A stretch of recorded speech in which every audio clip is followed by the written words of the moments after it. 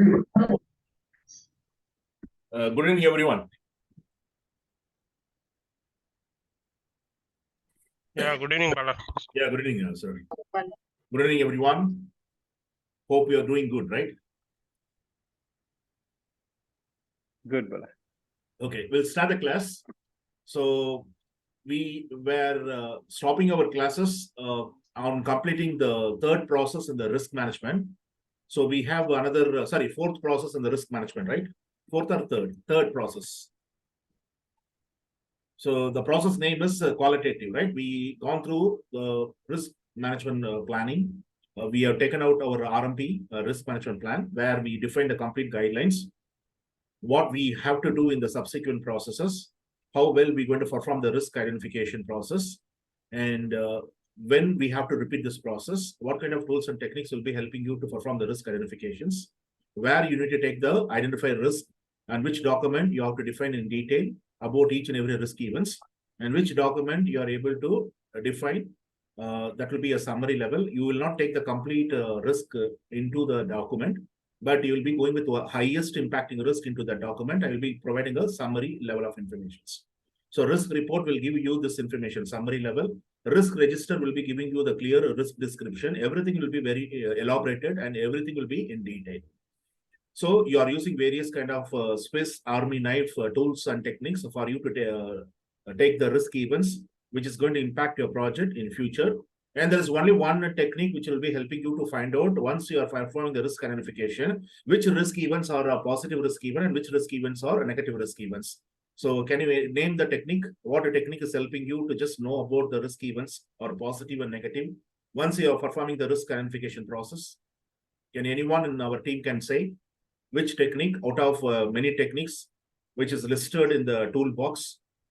We have brainstorming sessions. We done the interview and we conduct SWOT analysis. SWOT analysis. Please be very cautious. SWOT analysis is one of the important techniques that will make you to know, once you are performing the risk identification, which risk events you can place under the opportunity column and which risk events you're going to bring under the threat column, right? Threats are your negative risk and opportunity or your positive risk. So we can't just completely avoid the negative risk, or we can't completely capitalize the positive risk. So what we have to do, we have to minimize the negative risk impact and we have to maximize the opportunities or positive risk impact. So what response we need to plan? So once we are bringing the complete risk register in the risk events, risk events in the risk register, we are not able to develop the responses. Very few risk events make you to develop the responses, but you need to make sure that you need to go to depth assessments. So there will be two assessments you're going to do. So there will be two processes will be helping you to do this kind of the assessments. One will be a qualitative assessment. The other one will be a quantitative assessments. The qualitative assessment or the subjective way of doing assessments, and the quantitative will be an objective way of doing assessments. The qualitative risk assessment makes you to go to the individual risk levels, and the quantitative risk assessment will make you to just make sure that you're doing the assessment to the project level, right? So the qualitative risk assessment is going to focus on two things. One, you need to give a clear priority for each and every risk. The other one, you need to make sure that you are able to categorize your risk. The clear priority for each and every risk is if you are able to do this, because you are able to define what will be your probability and what will be your impact. So you define this table, and this table you define in the risk management plan. So you need to take the guidelines once you are performing the probability assessment and impact assessments. The probability assessment, the people will use the vast experience in assessing that risk event. What is the chance of that particular risk event will occur? The likelihood of that particular risk event will impact your project. So the likelihood, that will be a probability assessment, and impact. What kind of impact that will lead to the objectives? Whether the impact will be a positive impact or the impact will be a negative impact, right? So you have defined the table, and for you to give the clear rank, you need to make sure that each and every risk events, you need to bring the risk value, or you're going to bring the risk score. To find out the risk value and risk score for each and every risk event, you'll be using a scale. The scale can be a descriptive scale. It can be called as a ordinal scale. So which will be giving you the descriptions. What risk event you're going to place under the very low impacting risk level? What risk event you're going to take under the moderate impact level? What risk event you're going to take in a high impacting risk that level? what risk event you're going to bring under the very high impacting risk events. So you'll be using this kind of descriptive scales for you to bring the risk value. So what is the formula for risk value? What is the formula for the risk score? There is only one formula available in probability in the impact. Okay, P multiply I, By right? I. So probability time impact will be the risk value, or we can call this one as a risk score, or you can use the numerical scale. What is the name given for the numerical scale? If I'm going to call it, Cardinal. what's that? What, man? Cardinal. Okay, cardinal scale, right? Cardinal scale, where you're going to refer the risk management plan, that what a point scale you're going to use, 1 point scale you're going to use, or 5 point scale you're going to use, or 10 point scale you're going to use to measure the risk events, right? Now, 1 point scale, it will be starting from 0, and you can see that what all the risk events you're going to place between 0.6, everything will be below 0.6. That risk events are, it will be a very low impacting risk, or it will be giving you low impact. So what are the risk events you're going to place exactly on 0.6? That means that is a moderate impacting risk. And any risk event we're going to take above 6 and below 1 point, you're able to bring that one as a high impacting risk or very high impacting risk. So you need to have a regular intervals for you to define your probability and impact tables, and you need to use your scales. But what kind of scale you're going to use? Normally, the people will use 1 point scale, or some company will be going with a 5 point scale. Very rarely, the people will be using 10 point scales. Okay, if I'm using my scale, cardinal scale, to measure the risk value and risk score for each and every risk events by assessing the probability and impact, I take given the score. So I got the score right now. So where I'm going to take the score? Where I'm going to take the score for each and every risk events, where I will be placing the score. I need to spot out which risk events I need to put, I need to rank as highest impacting risk. Which risk events are low impacting risk events? Which risk events are a moderate risk impacting events? So where I need to place the risk value? Anyone? There is a matrix. There is a chart. What is the name of the matrix and what is the name of the chart? Or what is the name of the system? Guys, we are going to complete the classes. Please, I'm connected with you. Still? Am I connected? Hello? Yeah, Bala, we can hear you. I'm asking you, what is the chart name? What is the name of the chart? Where you're going to work out your risk value for each and every risk events, and you're going to place the risk value in the chart to just spot out whether the risk are high impacting risk events, the risk events are low impacting risk events, or it's going to be moderate risk events. What is the name of the chart? Probability and impact matrix chart, right? Right, Nitin? Yeah, Bala. Probability. And what is the name of the chart? What is the name of the table? The same chart can be called as a probability and impact matrix chart, or we can call that what? Lookup table. Okay, lookup table, or what kind of system we can call? Color coding systems. In the safety department, you can see they're going to code with the color. Red color, it will be a warning, it will be danger. So what are the risk events you're going to place under the red color zone? All the risk events are impacting risk. Whether the impact can be a positive and it can be a negative. What all the risk event we're going to place under the orange or yellow color zone? It's a moderate. It's between the moderate. It's between the high impacting risk events and low impacting risk events. And what are the risk events you're going to bring and place on the green color zone? That's a low impacting risk. And what is the name of the column for the low impacting risk? Where are you going to place? What is the name of the column where you're going to place your low impacting risk? I'd like to expand on an issue.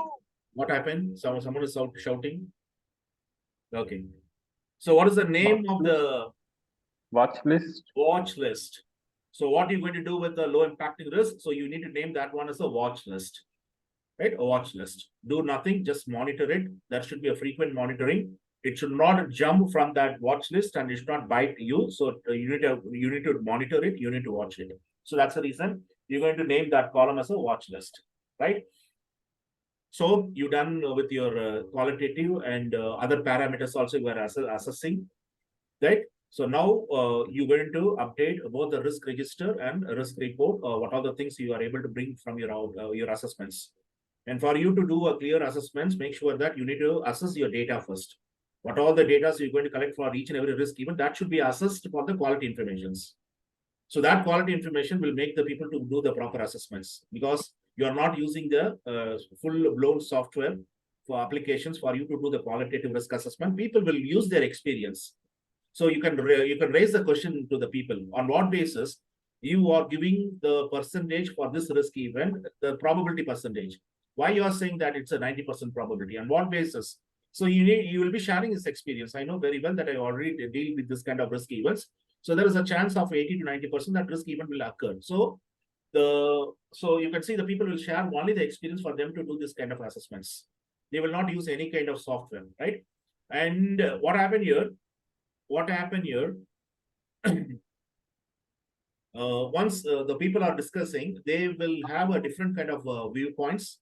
They will be coming with a different kind of views, and one person will not accept the other person's views, another person will not accept the other views. So there will be a conflict of interest, and there will be a conflicts. So who will be resolving the conflicts? Who will be the person will be used for you to resolve the conflicts? If the conflict is going to be Facilitator. Facilitator. So all the risk process will be you going to use a facilitator, whether it's going to be your brainstorming session, whether it's going to be a focus group sessions, whether it's going to be the interview, whether it's going to be a risk workshops or risk review meetings or risk audit. You need to make sure that you're going to bring the facilitators. So facilitators are used for you to remove the bias, and you have to get you need to get the impartial information. So impartial, you should be impartial, and you'll be the person to give the open and honest communication, and the participant has to earn the trust from the facilitator, right? So you'll be getting the honest feedback or honest insight or honest views from the audience, right? Then there is a discussion that, okay, this project is going to be a more complicated project, whether we need to go only just to this kind of assessments, or else can we consider some other parameters also? Can we assess some other parameters also? So what are the parameters you can assess? Other than the probability assessment and impact assessment, what are the other parameters you can consider?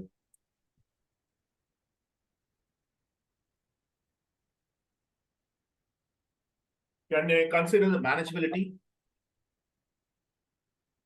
Whether we are able to manage that risk events or not, can we consider manageability? Yes. Can we consider the complexity, whether the risk events are so complex in nature or less complex in nature? Can we manage it or we can't manage it? Right? Detectability. Can we detect this particular risk? That's why I'm saying this one, because they're going to ask this kind of things in the drag and drop. Drag and drop. So they're going to keep all these parameters on the left-hand side and right-hand side. They'll be giving the exact terms for each and every parameter, but it will be arranged in the wrong. It will be arranged wrongly. So you need to make sure that you need to take your parameters and you have to based on the right definitions. So definition part will be on the right-hand side, and this parameters will be on the left-hand side. Make sure that the definition part will be incorrectly placed. And you have to take your mouse and you have to use your cursor to pull that one on the left-hand side, and you have to bring it on the right-hand side. So this is called as a drag and drop. So you need to just make sure that you need to know the parameters. What all the other parameters you can assess other than the probability and impact, right? So connectivity, whether this risk events having the connection with other risk events. Detectability, whether you are able to detect this particular risk events, right? Or you are not able to detect this particular risk events. Proximity, how close is the risk events towards our objectives? It's very close or it's too far away. Right? Dormancy, when you are able to know the impact of the risk events immediately after its occurrence, or it will take some time for you to know about the impact, right? Urgency, how urgent your people has to develop the responses. So this kind of risk events need an urgent treatment. You have to develop your responses. Don't send this risk event to the quantitative. It will take a lot of time. Push this risk event directly to plan a risk response process, right?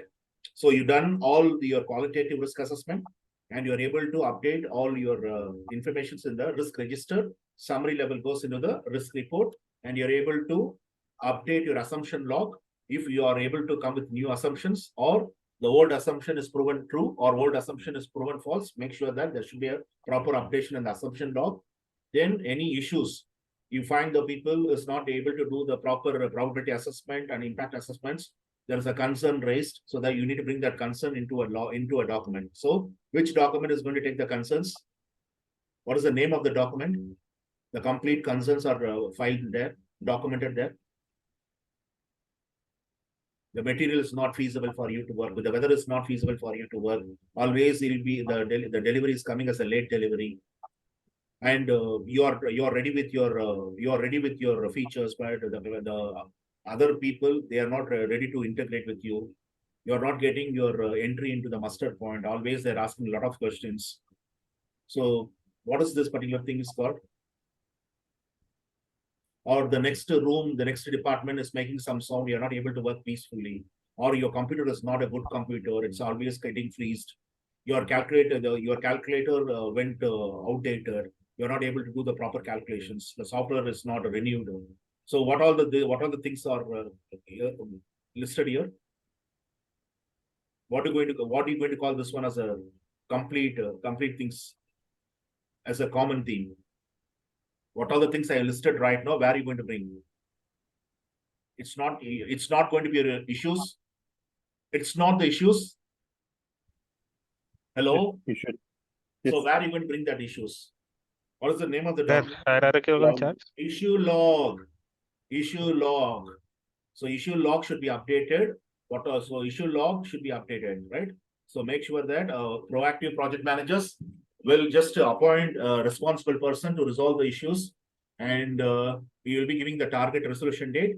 And every status meetings or any review meetings, make sure that you need to ask the people to bring the issue log, and you have to know the status of the issues, whether it's resolved or it should be escalated to the project manager. So issue log is getting updated here, right? Lessons learned register is getting updated, because so far we were going with the assessment, two kind of assessment, probability and impact assessment. And this is the first time the seniors are teaching us other parameters also can be considered. So we doesn't know what is other parameters. Right now we have a clear picture. Other parameters also can be considered. So bring this one as a recommendation for the future project. So update the lessons learned registers. Okay. Right now, today what we have to go with the quantitative. So what are you going to do for the quantitative? You're able to do the proper categorization and proper prioritization in the qualitative. Prioritization will make the people to focus the risk. What risk I need to focus today? What risk I need to focus tomorrow? What risk I need to focus in future, right? So you need to focus the risk, which is very important, high impacting risk today. And tomorrow you need to focus the moderate impacting risk. And after 1 month, you need to focus the low impacting risk. And categorization, putting the risk into a particular category, once the people start developing the responses. So they doesn't want to go with the individual responses, investing their time, investing your money, investing your effort, investing your resources. So if you are able to categorize this particular risk events is happening because of poor communications, because of a poor maintenance, right? So you can make sure that you are able to develop a generic, a specific response. In spite of coming with the individual responses, so you can come with the generic responses. So you are able to do the proper prioritization and proper categorizations. Now, what is the focus of the quantitative? Will give the percentage of chance of that risk occurring. So you are able to know about the percentage of chance. So how you are able to do the percentage of chance? How you are able to know about the percentage of chance? What is your percentage of chance in completing a project objectives? So two important objectives, cost objective and schedule objectives. Everyone will be having their target dates for you to complete your project, or you'll be having your entry milestone dates, or you'll be having a target cost. So what is your chance? What is your probability of success in meeting these objectives? And what is the other focus for this process? What is our next focus?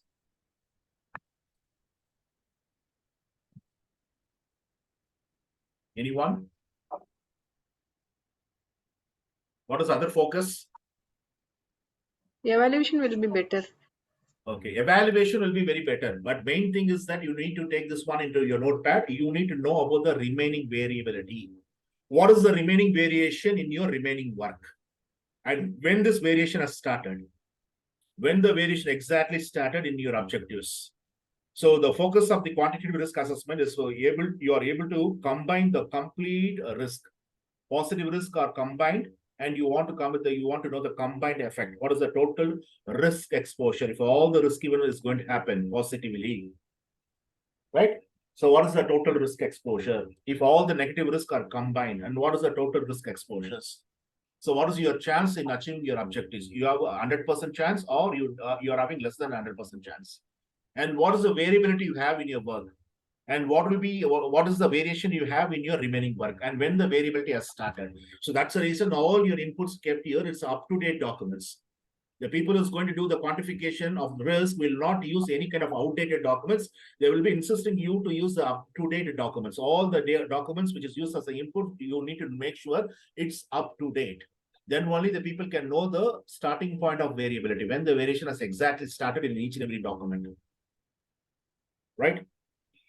And the third very important criteria for you to perform this process, you are able to know out of all the risk events, out of all the positive risk events, which risk event will be a greatest risk event that will be giving the greatest impact on the outcome of your projects, which will be standing as a first risk event, will be giving the greatest impact. It can be a positive impact or it can be a negative impact. Your duration will be positively impacted or it will be negatively impacted, or your cost will be positively impacted or negatively impacted. So you need to make sure that which risk event is the highest or greatest risk event that will be giving you the highest impact, risk impact on the objectives. And you are able to, the fourth thing is that you are able to evaluate various options. If all the options in front of you is going to be a positive options, so you need to evaluate which option is a good option, and that option has to give you expected monetary value should be good. The outcome should be giving you a good monetary value. Or if all the options in front of you, it's a negative options, you need to evaluate various options, and which is the least negative option you need to select. Right? So you are able to make a decision on your options or your event, and you are able to know about which risk event is which is going to give the highest impact on the outcome of your projects. And you'll be knowing about the variations and when the variation are exactly started in your work, and you're able to know about what is the probability of you to get your success in reaching your targets. So all these things are output, as output is coming. Be very cautious here. You're not updating the risk register. You are updating the risk report, because you are able to come with a summary level of information. So the summary level of information will go into the risk report. Is that clear or not, guys? Yes. And a very nice suggestions will be given by this process owners and supporting staff to the people who's going to develop the responses. So this kind of responses, you can just fix for each and every risk event. So this is our suggestion. It's up to you guys, whether you want to take our suggestion, what kind of responses you're going to develop. If you want to come with your own responses, you can come, or you can take our suggestions. So you are able to leave a nice suggestion for the people to develop the responses. So that's all the things will be decorating the risk reports. Right? Right. Okay. Now the simulations. Simulations. So which tool will be used for you to do the simulations?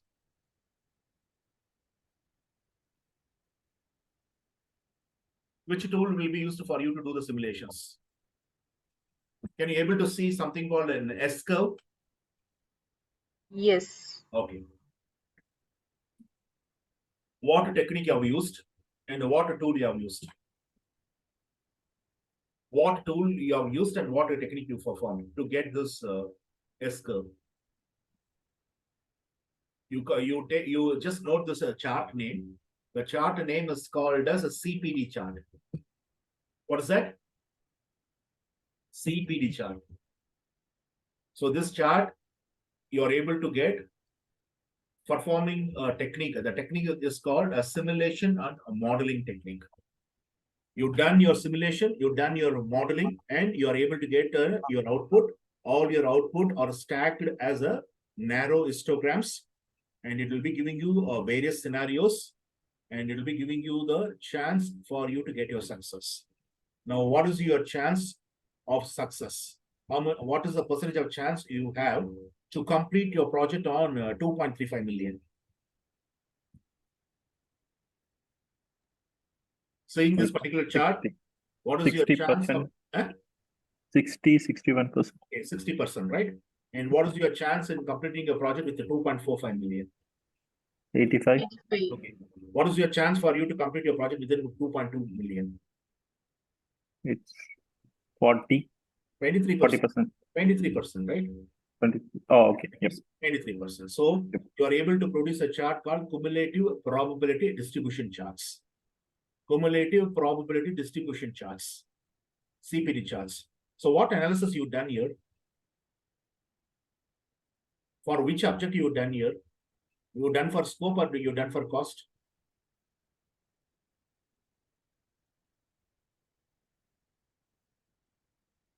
Very clearly it's given, right? Cost, project Probability cost, total project cost. Probability total project cost. You are done with the cost risk analysis. So the cost risk analysis is done through modeling and simulations.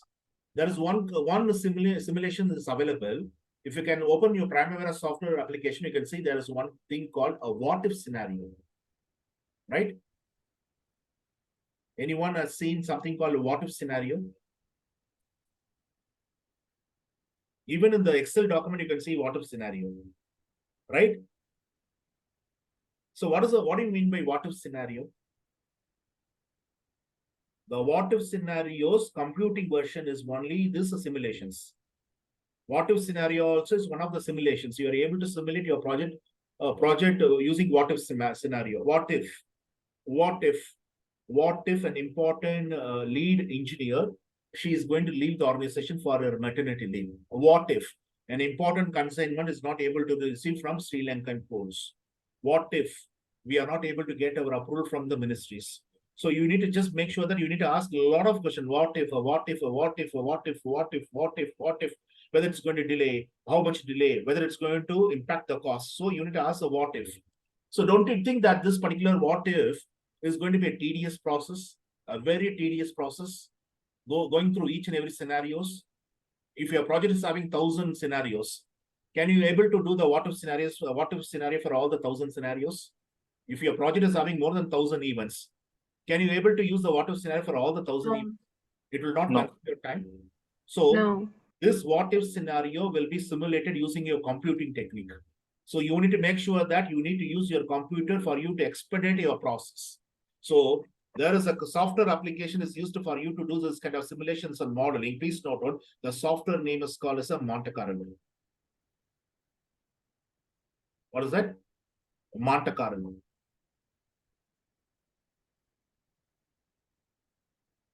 Monte Carlo is not going to be the circus.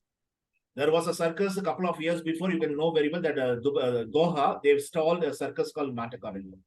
Monte Carlo is a name given for a software applications. And who has given this name Monte Carlo? A person called engineer, and he is a physicist. He used to invent something called atomic bomb. During the World War, he was doing an atomic bomb project. So you want to know what is the chance of that particular bomb will explode. So he was doing this project, and he want to keep the secret name for this project. We call this one as a code red, right? Code red. Code red is a secret name. So you want to keep this for his operation. You want to keep Monte Carlo. So the person who was involved in this project in developing an atomic bomb with his team is nothing but his name is Stanislaw Ulam. Even though it's going to be out of the scope of our syllabus, please try to know who was given the name for this particular software, Monte Carlo, is a Stanislaw Ulam. So he's got this guy during the World War. He was developing an atomic bomb. He was doing some research, and you want to know what is the chance of that particular atomic bomb will explode, and what kind of damage or things that will lead to the area. So he's doing some research on that. You want to keep a code red name for that particular project is Monte Carlo. And Monte Carlo is a name, it's a city well famous in a country called Moroccan Principality. Moroccan Principality. So it's very near to the coastal area of French. So very close to the French coastal area, and it's a very independent country, very small country called Moroccan Principality. The capital city of Moroccan Principality is called as a Monte Carlo. Can anyone in our team can give what is famous in Monte Carlo? What things are famous in Monte Carlo? Mr. Nitin? Anyone? Venkatesh? Vijay? Varun? Ms. Kala? No idea, Bala. I Okay. don't have it. So this is a place is well good for the mafias and dons for gamblings and casinos. So very big shot, millionaires, they want to take a relaxation, they'll drop into Monte Carlo and they'll pay gamblings and casinos. So the people in Monacan Principality should not play the gamblings or casinos. If they're going to play, if the country is going to see that the own people is going to play this one, so they will be punished severely by the king of Monacan Principality. Only the outside visitor has to play the gamblings and casinos. So what you can see in the gamblings and casinos, there is a wheel called roulette. Anyone know about the meaning of roulette? Guys? There is a wheel called a roulette.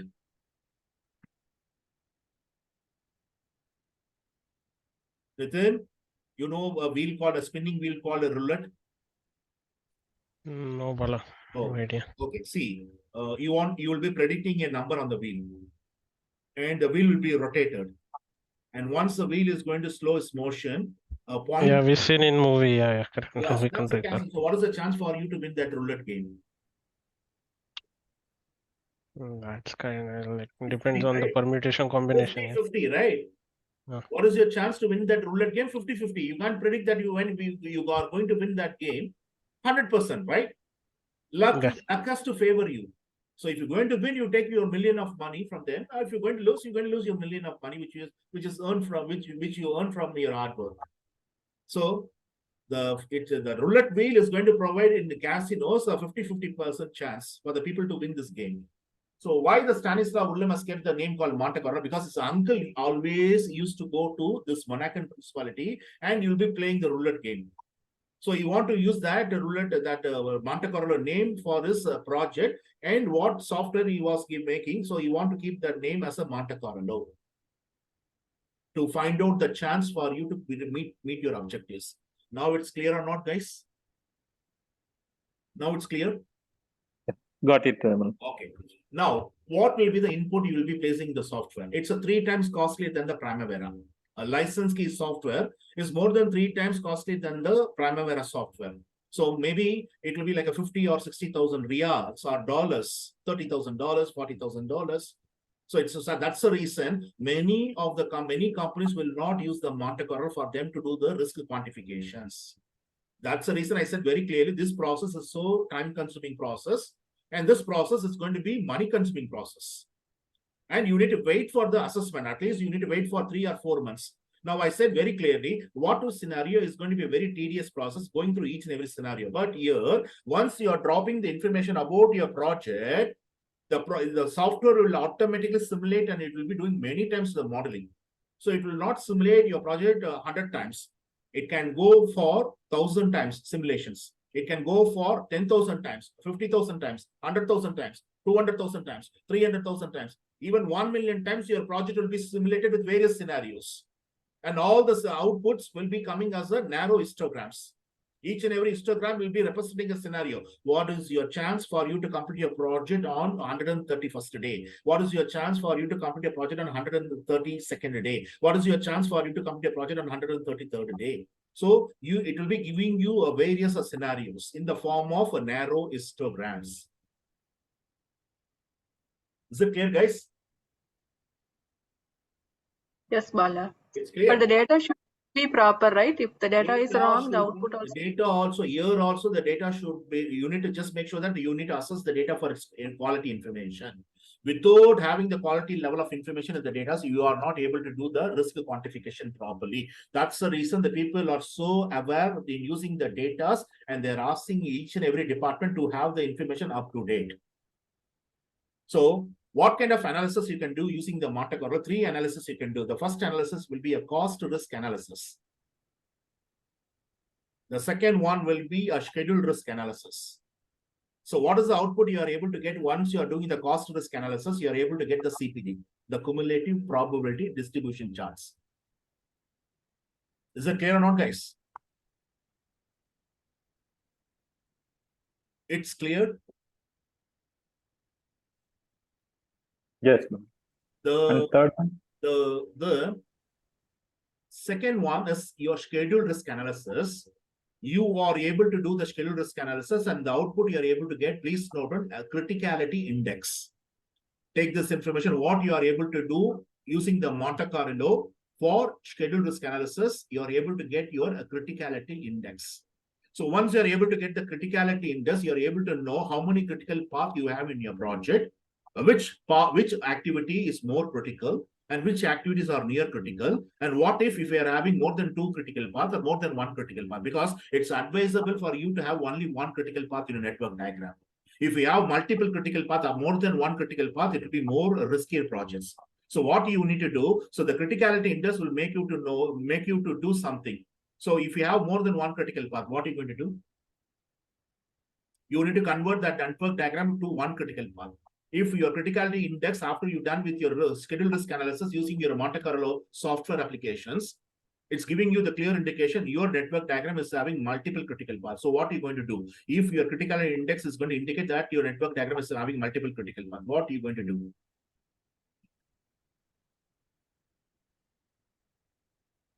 We will see this Guys, to make I it said one. very clearly, your schedule which you're going to develop, it should be a realistic schedule. It should be viable schedule, right?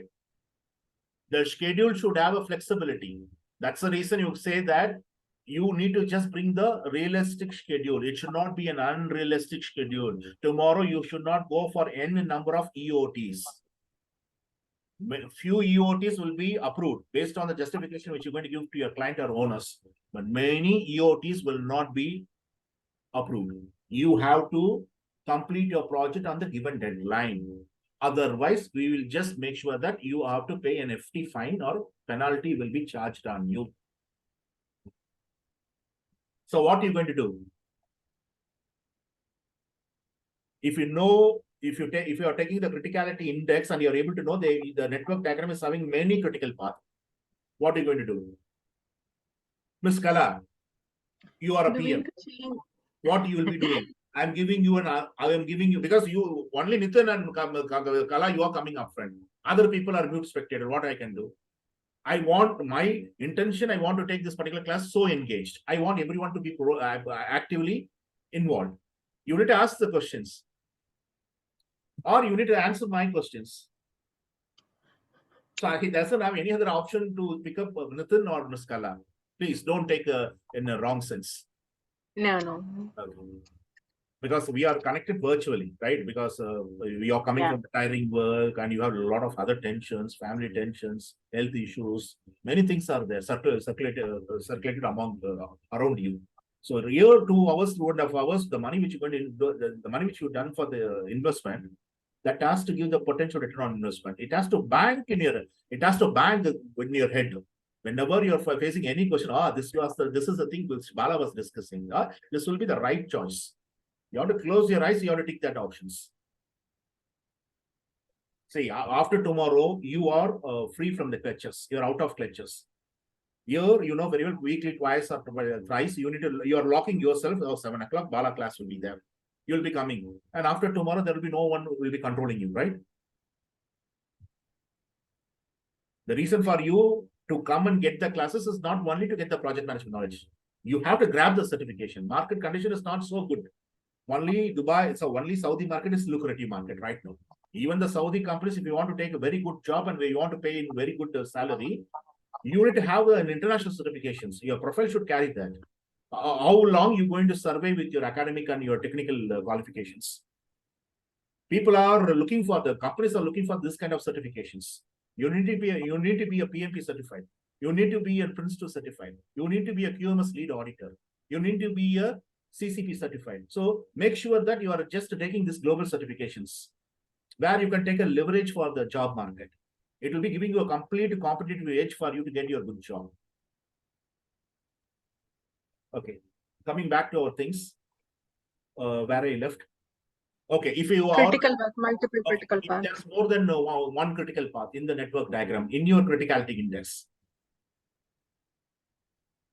what are you going to do? You will not do the resource leveling. You will not do the resource optimizations. You will not adjust your leads and lags.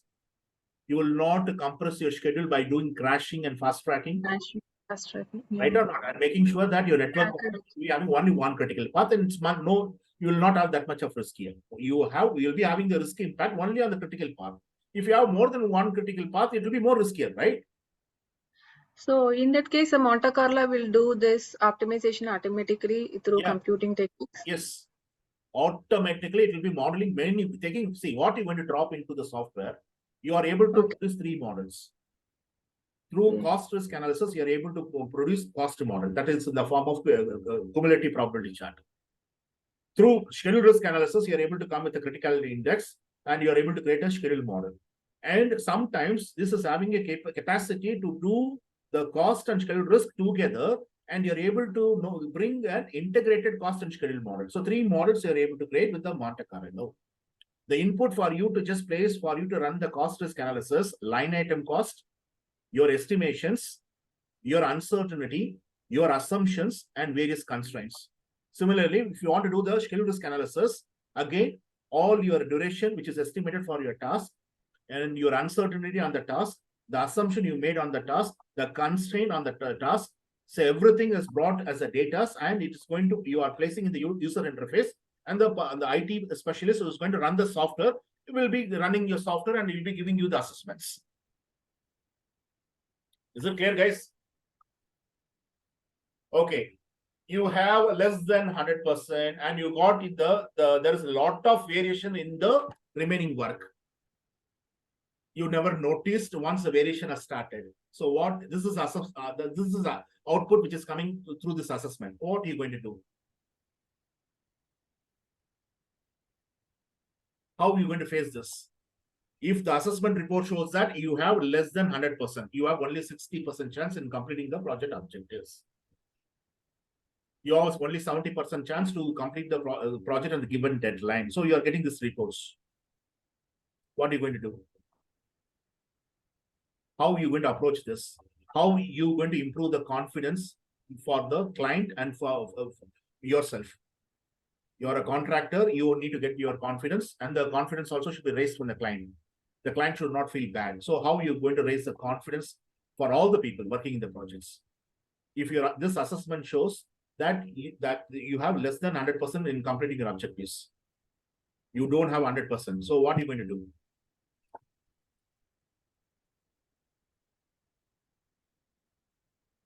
We will revisit and reprioritize. We will revisit the work and we will reprioritize. Okay, once you accordingly, we will. What is going to happen? The same work only you have to do, right? Yeah, we can focus on the key things, like important things, and complete on time. Okay, Vijay, right? Vijay, right? Yep. Sir, you can do one thing. You can insist your people to come with the proper contingency plans. Is it clear or not, sir? Yep. So you can come with a contingency plan. That's the indication is given through the Monte Carlo simulations. If you know there is a variations, bring the extra duration in the schedule baseline. If there is a variation, bring the extra money into the cost baseline. That's it. Is it clear or not, guys? Yes. Okay. Okay.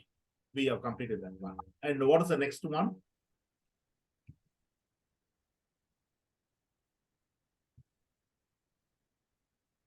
You're able to see a new chart in front of you. Okay, guys. Yeah. Guys, I will ask you if the systems or the system which is used for the IT specialist or anyone who is well versed or SME in running the software application Monte Carlo for you, if the system is very slow, the assessment which you're going to get also will be very slow, right? Because he has to do a simulation like 1,000 times, 200,000 times, 300,000 times. So you need to wait for your assessment, right? if you want to speed up your process. And if you want to you lower down your simulation run or modeling, you doesn't want to go for 100,000. You want to do only 10,000 or less than 10,000. So what are you going to do? The system is very slow. So you are asking me to do 100,000 times the simulation. So it will take a lot of time for me to give the assessment reports. Or you doesn't want, we don't have the patient. We need the assessment report. Don't try to run too much, but the data should be more accurate. So how it is going to help you? How it is going to help you? Any idea? So in this case, who is going to help you? For you to lower down your, guys, Vijay. Yes, Bala. See, 100,000 times you need to model your project, do the simulation. It will be taking a lot of time, right? Some people will not have a patience, right? Their work will be depending upon the output which you are getting from the Monte Carlo. But they have to wait for a lot of time, so they don't have patience. So you need to make sure that you should not run more than 100,000 times. You have to restrict your run. So what are you going to do to restrict your run? Or the system is so slow. The system is very slow. You brought the system 5 years to 6 years before. The latest software is making the system very slow. So the assessment also will be it will take some time for you to get your assessments. So how are you going to avoid this controversy? We can upgrade to new system or latest system. And what is the other way? And we can, using some numbers, we can restrict till 100 only. Yes. Who's going to give that numbers? Where are you going to take the numbers? Who's going to provide that? Please be very cautious. Take this information. You need to get your datas. Right? The datas. And the data should not have any kind of difference. It should be that particular data, it has to give the likely outcome. What should be the realistic outcome? So who will be helping to select these data? Statisticians. So they will the statistician will be used for you to collect your data, or they will collect the data based on the sampling technique. They have to take a best samples. Right or not, guys? Right or not? Yes. So please be very cautious. So the examination point of view, if you want to limit your Monte Carlo simulation run, or your system is so slow, so you need to just use a sampling method. So the statistician know what kind of sampling they have to use to avoid this kind of run. So please note this is called as a LHS. There's nothing but Latin hypercube sampling.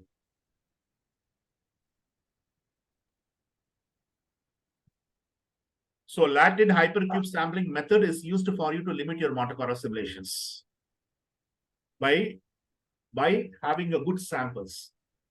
By collecting the good samples, that sample will appear over a period of time. So that kind of sample will be taken. For example, for you to just have this one idea, like you have here, right? So you have a red color here, you have white color here, you have yellow color here. Again, you can see that white color, red color, yellow color. So this kind of things should appear again and again. So this kind of sample will be done through a Latin hypercube sampling by the statisticians if you want to minimize your Monte Carlo simulation run. Is it clear, guys? Technically, I can't explain because I am not used up to that. So that's up to you. Okay. Now, the second one is, what is this particular thing is called? Can you see the bars? It's a narrow bars or it's an horizontal bars? Horizontal bars. It's a horizontal bar. It's not narrow, right? Like in the Monte Carlo, you are able to get the narrow bars like this, right? Bar chart, yeah. So what is this particular, what technique you have used? And what is the chart name? What is the name of the chart? What assessment you've done? What analysis you would perform to bring your results in the chart? Please note down, this particular analysis is called as sensitivity analysis. What is that?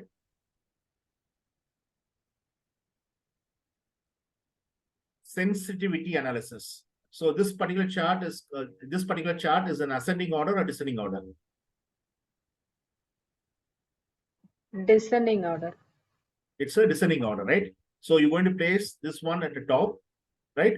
Which is going to give you the highest impact, and which will be kept low. That will be one level below the highest impact, right? So we have seen that one, right?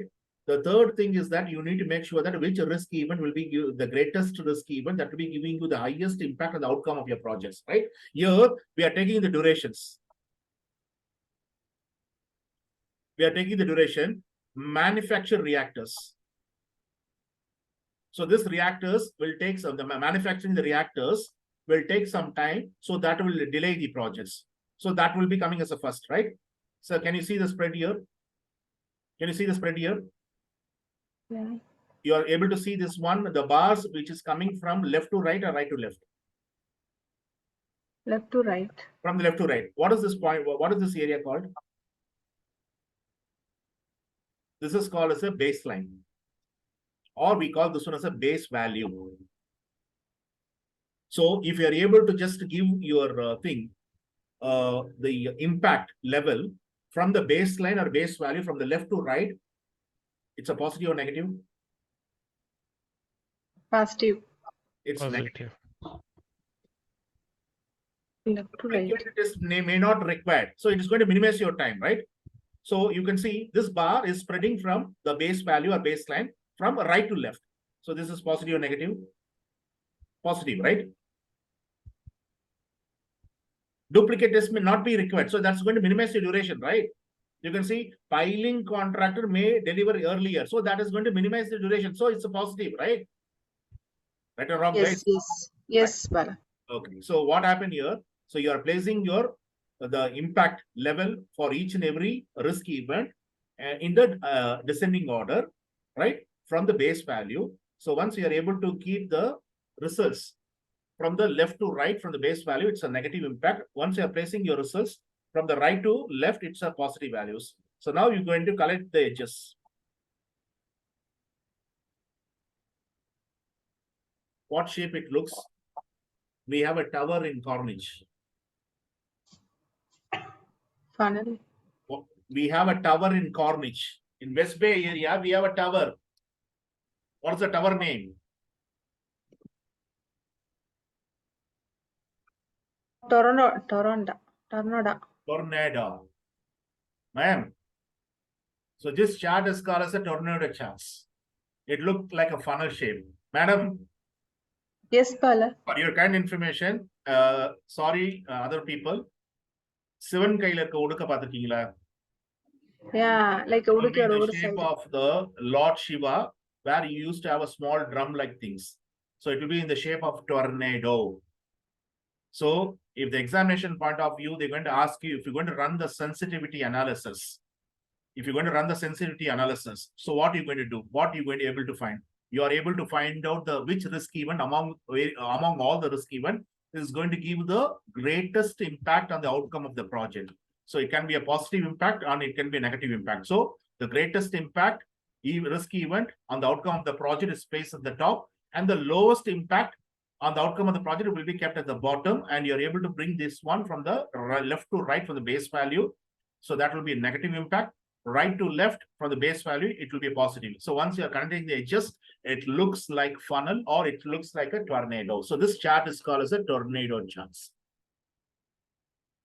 This chart is called as a tornado chart, and the analysis is called as which analysis? What is the name of the analysis? Anyone? Sensitive analysis. Sensitivity analysis. So what is this DCS? DCS Distributed control system. distributed control system is like SCADA, right? Yeah. So they are doing a reactor. So they want to know the duration impact. So they are using the sensitive analysis to find out the duration impacts. Most of the time, what the people will do in the project, they will not do this one for durations. 90% of the sensitivity analysis they're going to do for the cost impact. But PMI has given the examination for the duration impact.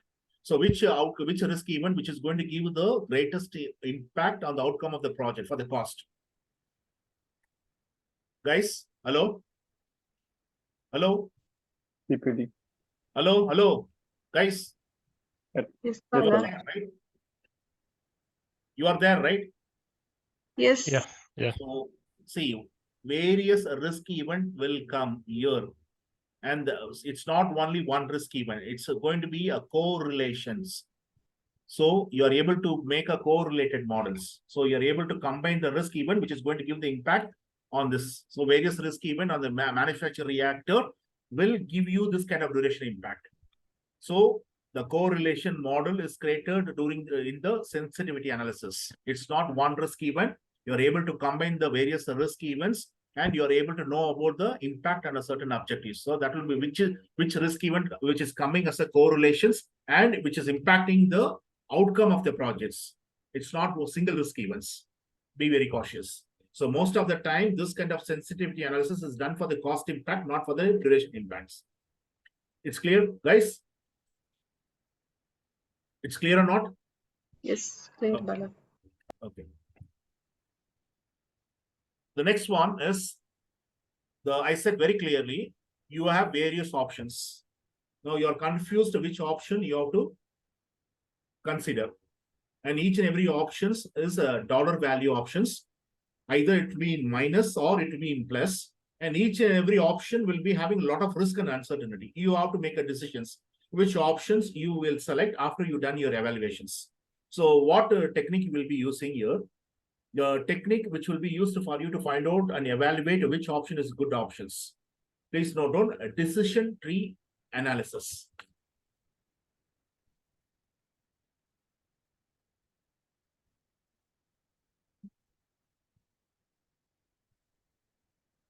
What is that?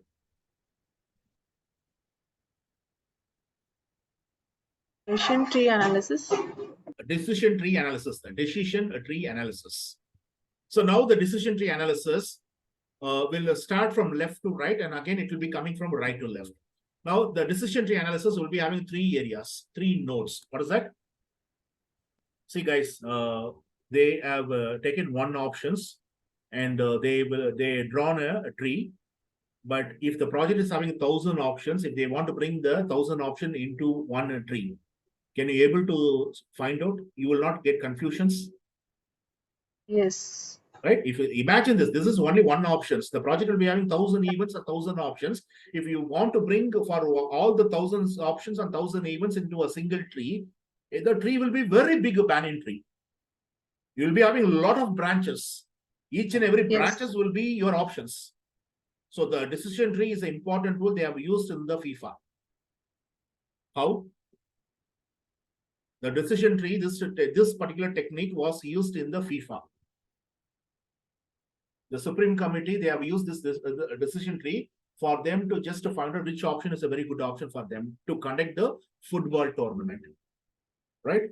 So they have used whether to go with the open outdoor stadium or whether to go with the indoor stadium. Okay.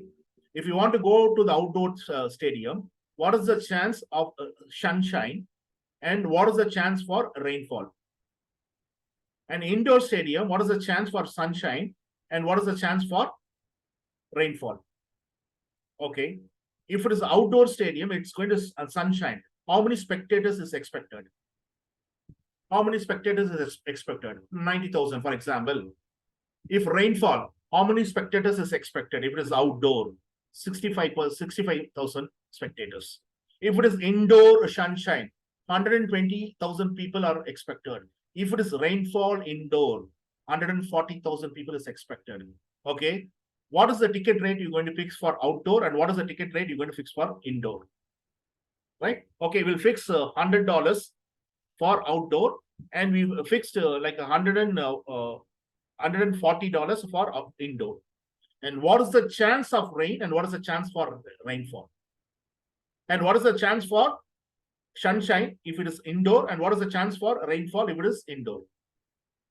So they have various options and they need to evaluate various options using the decision tree analysis is one of the statistical tool for them to evaluate which option is a very good options. Indoor or sunshine, if it is going to give the lucrative business and more profit to conduct the tournament, so they will go with the indoor or sunshine options, or they will go with the indoor rainfall options. Is it clear or not, guys? Is it clear? Yes. Yes. Now, so this decision tree are connected with the 3 nodes. You can see a square shape, or in the examination point of view, they're going to give you like a rectangle shape. So please take this one. This is called as a decision node. So the square shape or rectangle shape node is called, which is a connecting node, is called as a decision node. And the oval shape or a circle shape is called as a chance node. The last one, you can see there is a triangle shape.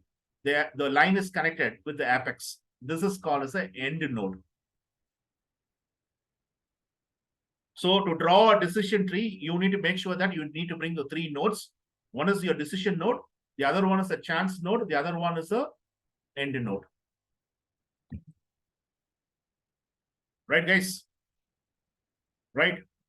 Yes. Please take this information. Decision tree analysis to draw a decision and to bring the options and values in the each and every branches of the decision tree. It is not going to be a stand-alone tool or a stand-alone technique. So what we need to do, we have to incorporate a principle called EMV. We have to incorporate a factor called EMV. It's not EVM, earned value management. So what is it, EMV?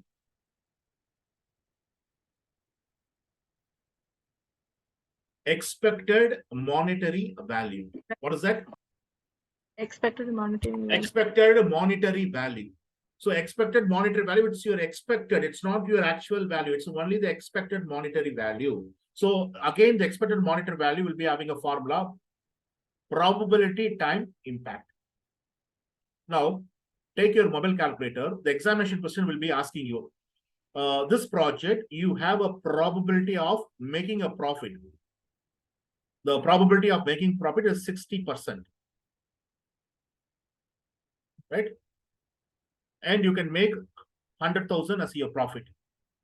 And you have 40% loss.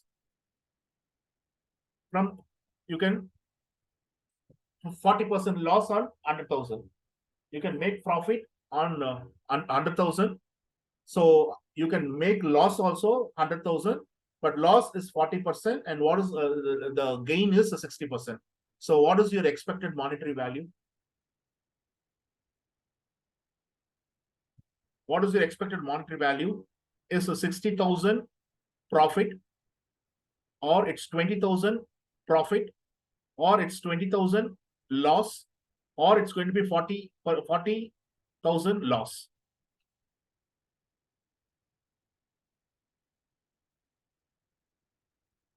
The loss can be incurred is 100,000 and it's 40%. Probability is 40%.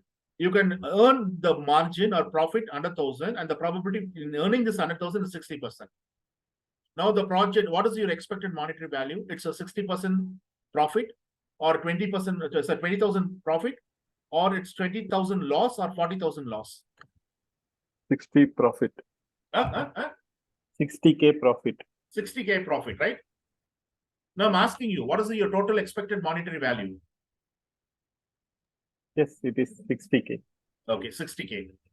Guys, so you can, if you want to make a profit, is 100,000, right? But what is the chance for you to make this 100,000? 60%. 60%, right? Yeah. So you'll be getting 60,000, right? This Yes. is your profit, right? And you'll be making a loss 100,000. And what is the chance for you to make the loss?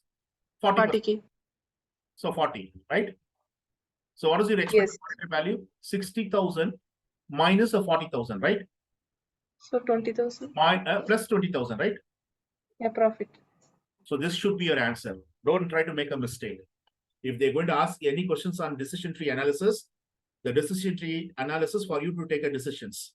So decision tree analysis is not going to be a standalone tool. It is going to incorporate a factor called expected monetary value. Expected monetary value will be having a formula, probability time impact, P multiplied by I, right? Guys, okay. Now, Yes, Bharati. so now the expected monetary value also is going to follow a principle. It's going to perform based on the principle called mutual exclusivity. So can you just make sure that this kind of tools and techniques are so hard and so difficult since we don't have the hands-on experience on it? That's the reason out of all, comparatively to other process, out of 49 process, the quantitative risk assessment process is so tough and so difficult for us to understand because we doesn't have any hands-on experience for using the tools and techniques. Everything is statistical and everything is a data assessment techniques and everything will be used through a software. Even the decision tree analysis also will be used in the software. Even the sensitivity analysis also, they are going to use a software application. I doesn't know the exact software for performing the sensitivity analysis, but they call this one as a SASAT software. SASAT.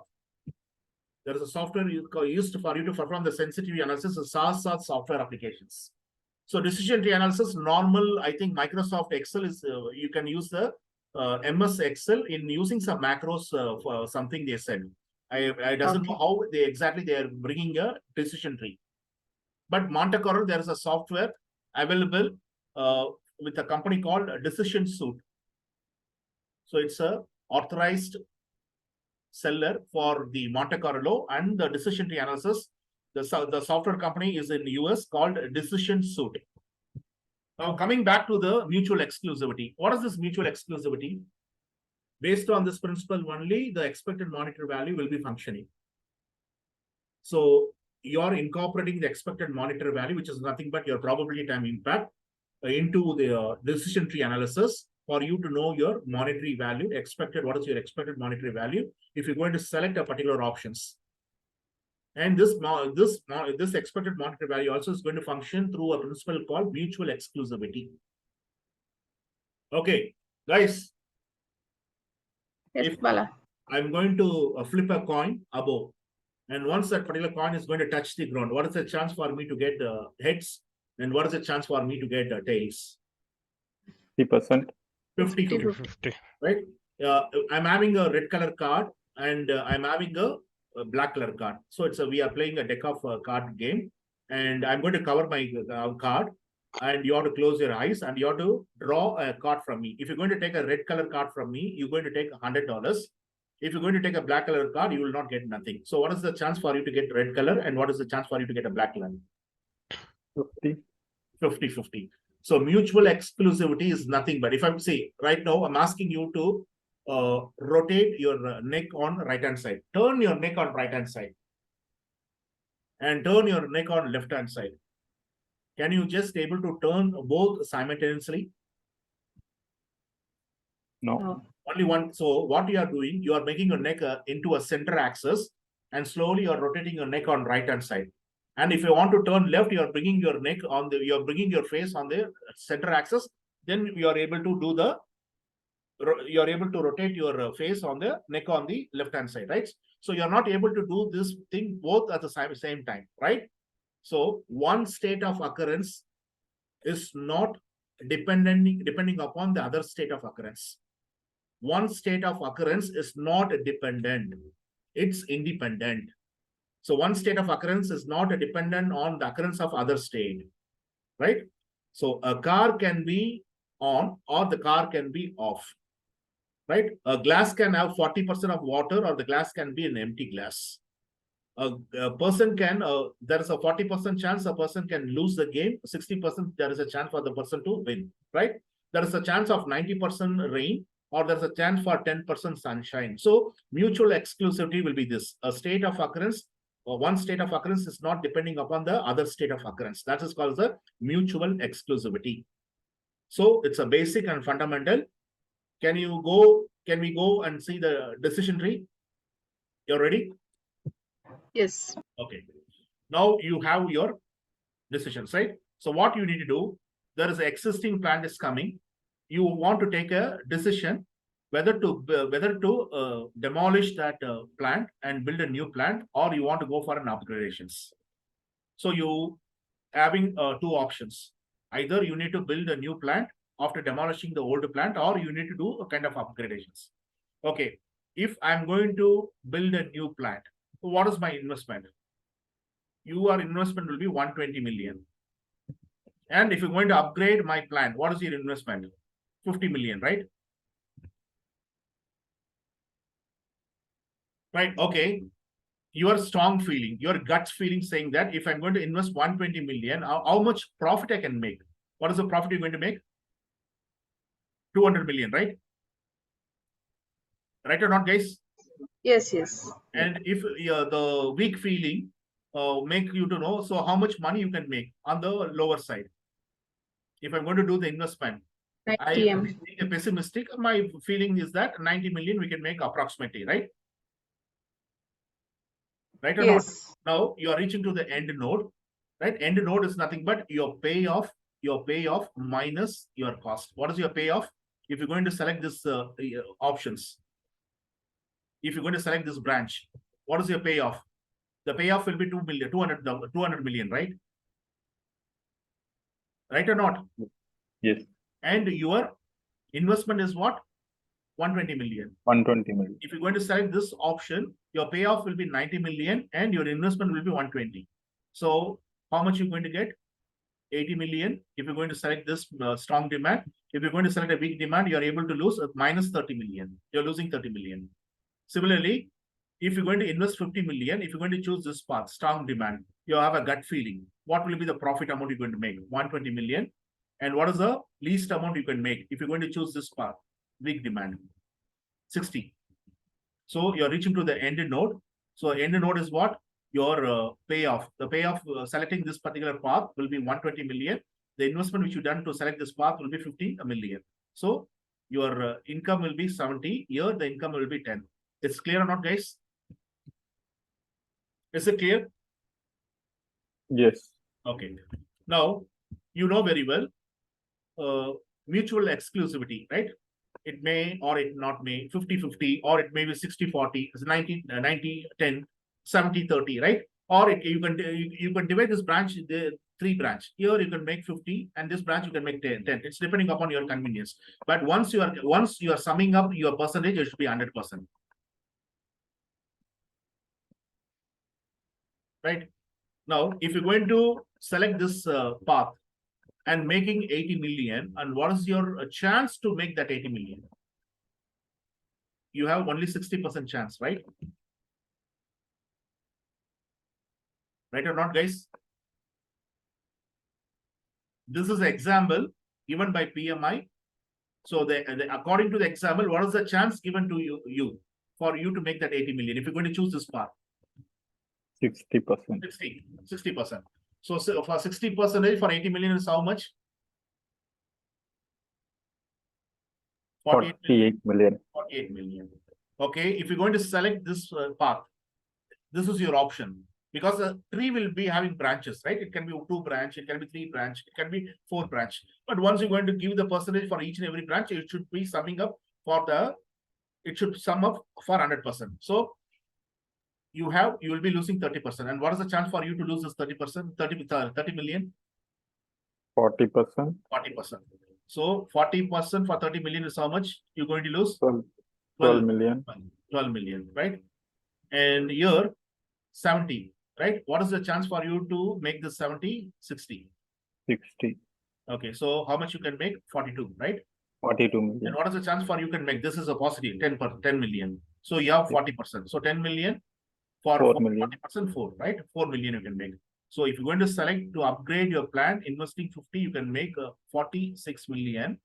If you're going to invest 120 in building a new plant, you can make how much? 36 million, right? 60. Minus, right? 36. Yeah, minus 36. 36. So which one you going to select? You will be upgrading your plant, or you'll be going with a new building? Yeah, here else. Okay. New building will upgrade only. Make only 36 million. Yeah. If you're going to Yeah. upgrade your plant, you're going to invest 50 million and you're going to make a money around 46 million, right? So which one is good? We will go for upgrade. Upgrade. Upgradations. Is it clear or not, guys? Yes. Okay.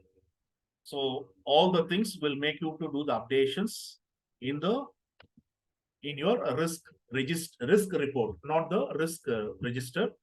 Now, what we have to do, we have assessed and we have to plan the responses, right?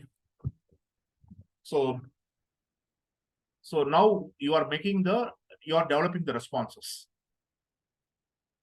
You have to treat your risk with your treatments, right? So can I use the same responses for all the risk events? Can I use the same strategies for me to use for the complete risk events? No. So we Depends have on- what? No. We have what? We have what kind of risk events? We have positive risk events and we have a negative risk events, right? Yes. So positive risk events are called as the threats, and negative risk events are called as opportunities, right? No.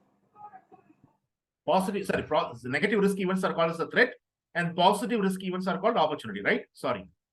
Correct. Right? Okay. So now it has to make the corresponding changes, not only the risk register, the updation which you're going to make based on the response which you select.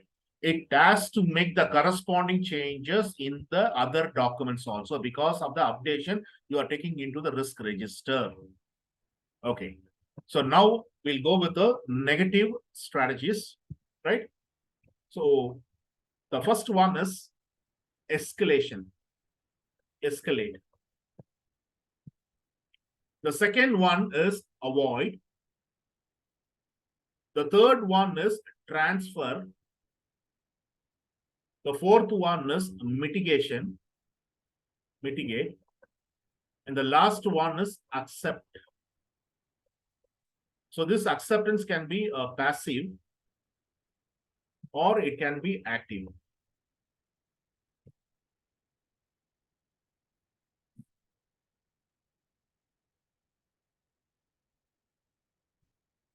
Right? See, this is the order. Don't try to change the order. Escalation, avoidance, transference, mitigations, acceptance. So you are not able to fix with one strategy. You are coming with a variety of strategy, knowing about each and every risk events. So you are sending this as an updation into the risk register.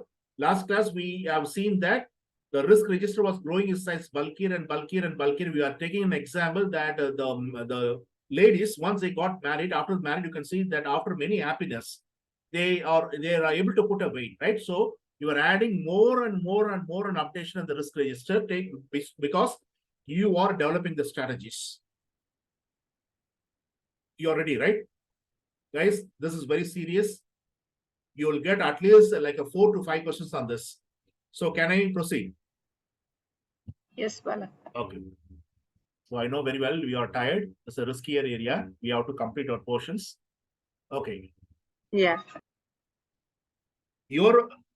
The particular risk event, which is not at all impacting your scope of your work, but it is going to reduce the motivation level of the team is going to report under you, or it's going to make the people to have a low morale.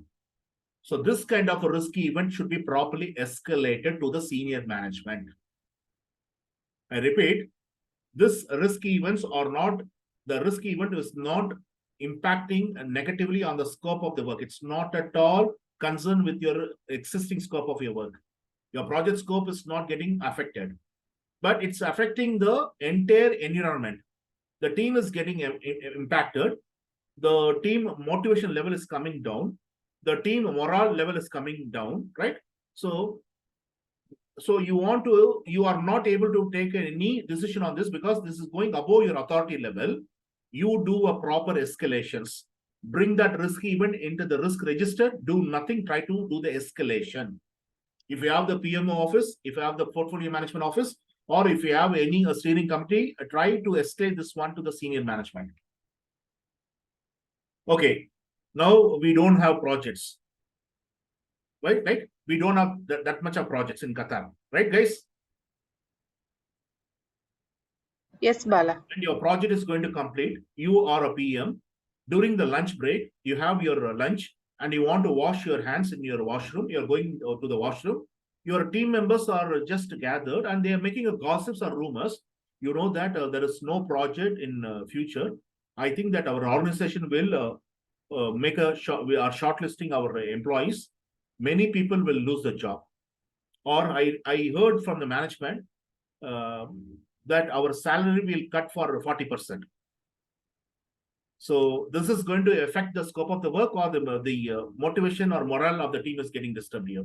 Moral of the team get disturbed. What are you going to do here? You can't take a decision, right? So what are you going to do? Properly escalate. Sir, there is a gossip and rumor is roaming in the project site office. Everyone is demotivated. So I can't take any decision because it's going above my authority. I think ask the HR people or the steering committee to just send a memo that nothing will happen. Everyone is in the safe hands. So the motivation level and the moral level is not getting disturbed. So this kind of risk event, you're going to bring into the risk register and try to do the proper escalation. Is it clear, guys? And I can't use the escalation for other risk events. I need to switch over to the other strategies. I need to respond because this is a different kind of risk events. So now I need to do what? I need to take a decision called avoidance. So avoidance is a strategy I'm going to just use for the high impacting negative risk. Avoidance is a strategy will be used for the high impacting negative risk, right? You are making that risk events to come to the zero level. Okay. You are going daily from Bin Mahmud, you're staying in Bin Mahmud, you're staying in Najma, you're staying in Mansura, and you're going for Ras Al Khaimah. Daily you're taking one route. Suddenly you can see that the road is blocked and people are working, they're doing the repairing work on the road. You can see the barriers, obstacles, and they are asking you to just go take other route. Now what are you going to do? You want to show your driver merits. You want to become a shoemaker, or you want to be a stunt master, taking your car backside back with a very big, greater speed, and you want to just make sure that your car will jumping over the people. What are you going to do? You want to take this risk, or you want to avoid this risk? Avoid it. Avoid. So what you're going to take? You will be taking other route for you to reach your office, right? So once you are taking the other route for you to reach your office, it is your distance is not increased. You have a meeting. You have a meeting there in the office. So can you able to reach the meeting at the given time, or it will delay for you to attend the meeting? Because it's going to be 30 kilometers extra. So what are you going to do? Your duration is impacted or not, sir? Yes. So can you able to do what? You are able to make a changes in the schedule baseline, and your fuel tank is depleted with a Off baseline. So what you're going to do? You thought that you can finish your meeting and come back and you can fill your fuel tank. Right now, what you're going to do? You have to fill your fuel tank. So you need to take your money from the wallet. Your cost baseline is getting impacted because you are taking a decision called avoidance. What happens if you're going to work in the Europe market or American market? The climate is so frozen. Can you keep your bare foot or bare arm in that? It's -22, -32. You're working in Serbia. So what are you going to do with your resources? What are you going to keep the resources, or are you going to keep the resources, or are you going to keep you will redeploy the resources back to other projects? Huh? Hello? What are you going to do with your project dates, guys? You will push forward, you push backwards, right?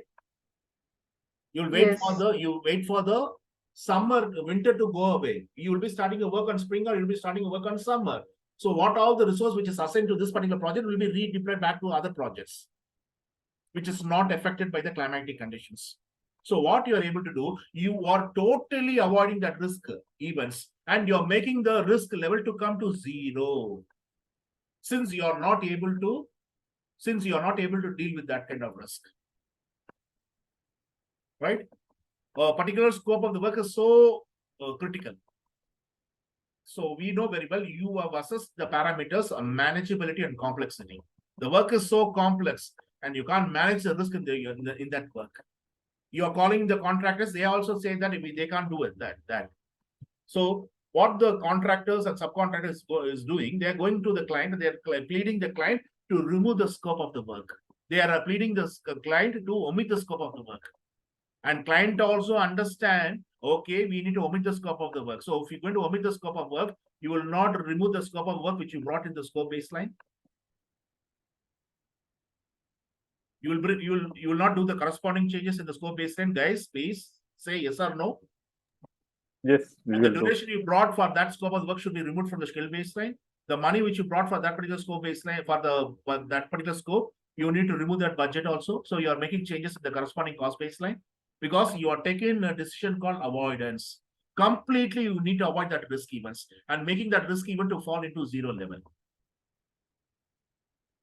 Now, what happened once you are planning in the planning stage and before you do the executions, once you are in the planning stage, nothing is executed. And one of your estimation engineers has brought 40% is assigned for contingencies. And your CEO is not aware of this. And CEO right now is coming from the foreign trip and is saying that, okay, how much is the project budget, how much you assign for the contingency, and your estimation engineer is giving 40% is assigned. Voila, 40% money we're going to spend only to manage the risk. So this will be a risk project. No. Try to scratch this project. Don't try to do any kind of execution. We are still in the paperwork. So the complete project is avoided. So this kind of avoidance is called as radical avoidance.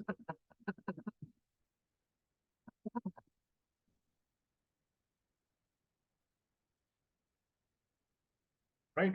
Since I'm not able to use the avoidance strategy, this risk event is a different environment is different. So I need to go with the other strategies.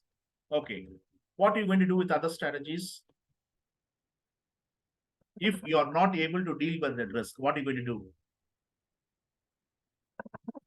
We will transfer this to other. Transferring to others, subcontractor, insurance, Third party. Third party, and the risk is not gone away from your project. Still, your risk is there in your project, but someone is going to deal with that risk. For that, you will pay them a premium. You will pay them a fees. You are entering into an agreement. You are able to make a contract. So you are making your procurement decisions. You're updating your procurement decision in the procurement management plan. Whether to go with a formal agreement or whether to go with a legal binding. If it is a legal binding, what kind of contract we can go? We can go with a fixed price. We can go with a cost reimbursable, or we can go with a hybrid contract, which is nothing but times and means. Times and means are times and material.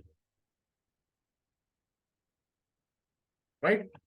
So the transference, the other name given for transference in the examination point of view is called as deflection. Deflection. So transference and deflection is having the same meaning. You are able to deflect that risk even to the third party. You will pay them a premium. You're going to pay them a fees. Right? Now, mitigations. So 80% of the risky event, you are able to respond that risky event with a strategy called a mitigation strategies. In the avoidance, you are able to avoid only the risk which is going to be a highly negative impacting risk. But in the case, mitigation strategy will be used for highest impact risk, moderate impacting risk, and even the low impacting risk. What is the background on the mitigation? You need to reduce the probability of the risk occurrence. Try to reduce it and try to reduce the severity.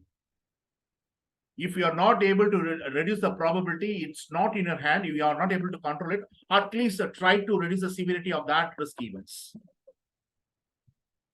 Right? And earlier mitigation is very, very good. In spite of going with a late mitigation, earlier mitigation is a very, very good. You will not waste your money in coming with the earlier mitigations. Right? Mitigations. Right? If you are not able to mitigate that risk event, then try to accept it.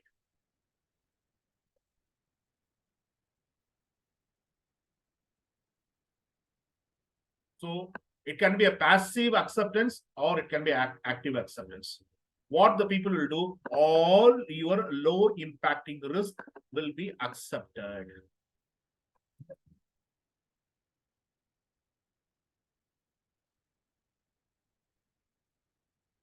So passive, what are you going to do? Do nothing. And active acceptance will make you what? If you are actively accepting it, what are you going to do?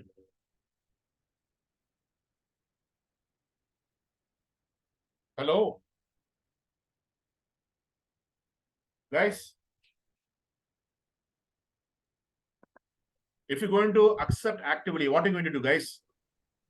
Yeah, we will feel the impact. I mean, yes, the Impact we are accepting. consequences. Contingency. Actively plan the contingencies. Passively do nothing. Actively plan your contingencies. And not only the low impacting risk, because what happened here, once you are developing the responses, you may get something called a residual risk. You may get something called a secondary risk. So secondary risk, you need to come with one more responses. So one risky event will make you to come with the multiple responses. What do you mean by residual risk and what do you mean by secondary risk? So for each and every risk event, you need to spot out whether you have any kind of residual risk, whether you have any kind of secondary risk. Residual risk are called as a leftover risk. Leftover.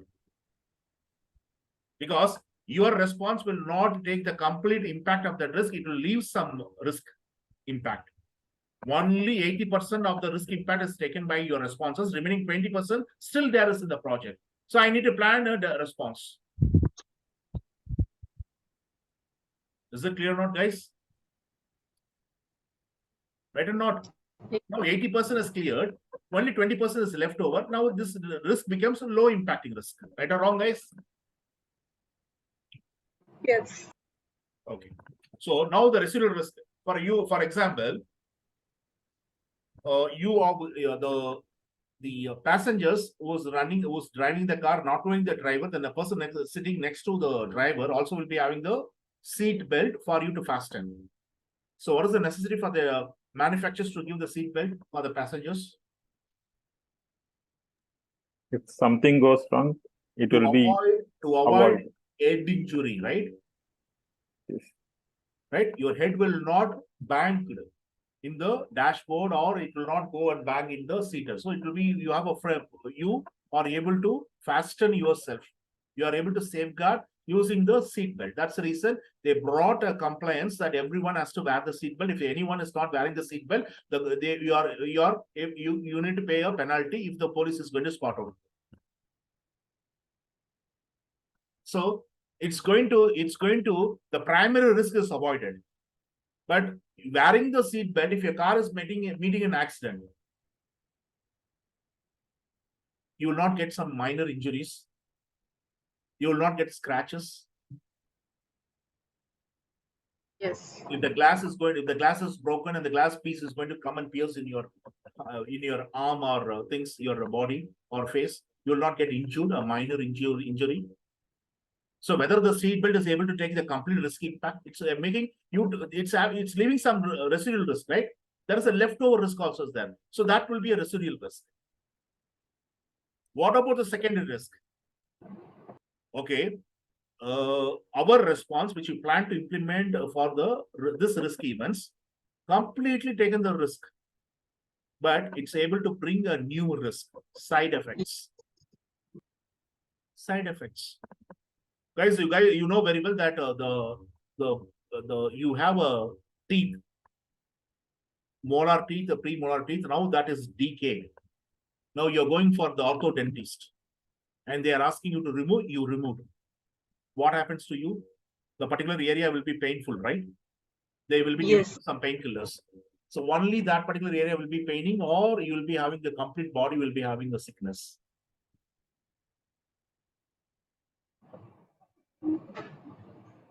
Only that. The complete body will be having a sick, right? It may develop. So you have a sickness, right? You can, you know that very well, that you are able to shiver, you are not feeling well, you will sleep. Fever. fever, because you are able to what? You are able to remove that teeth, that area should be paining, but it's bringing a new thing, symptoms, that the complete body is aching. Right? Your temperature will shoot up. So this will be a second risk. For example, you will go to, as we said, we have discussed, right? You're going for a forest area, and tomorrow morning you want to take your family into the forest, and you want to take the tickets. So the previous night you are going into the forest. You came to that forest previously, but you never seen an the excavations. There is a trench around the forest office, because night time the elephant will come and destroy the forest office. So night time they will be using the trench to safeguard the forest office. So they will remove the plank. The plank will be the bridge where you can walk into the forest office. Now they remove the plank. You never knew that. It's dark. So the primary risk they want to take, they made a trench around the forest office. And you as a newcomer doesn't know there is a trench. What is going to happen? You will fall into the trench, right or not? Yes. Right. So you are able to update this information. What will be the residual risk, the leftover risk? What will be the secondary risk? If I'm going to implement the responses, any secondary risk will come to the projects. So how I need to do, what kind of secondary risk? How I need to deal with that risk with my responses. So one risky events will make you to come with the additional responses. So you are able to do so much of updations because of this process. The entire project corresponding documents are getting updated. Not only the risk register and risk reports, you are able to make the corresponding changes in all your plans based on all the important documents.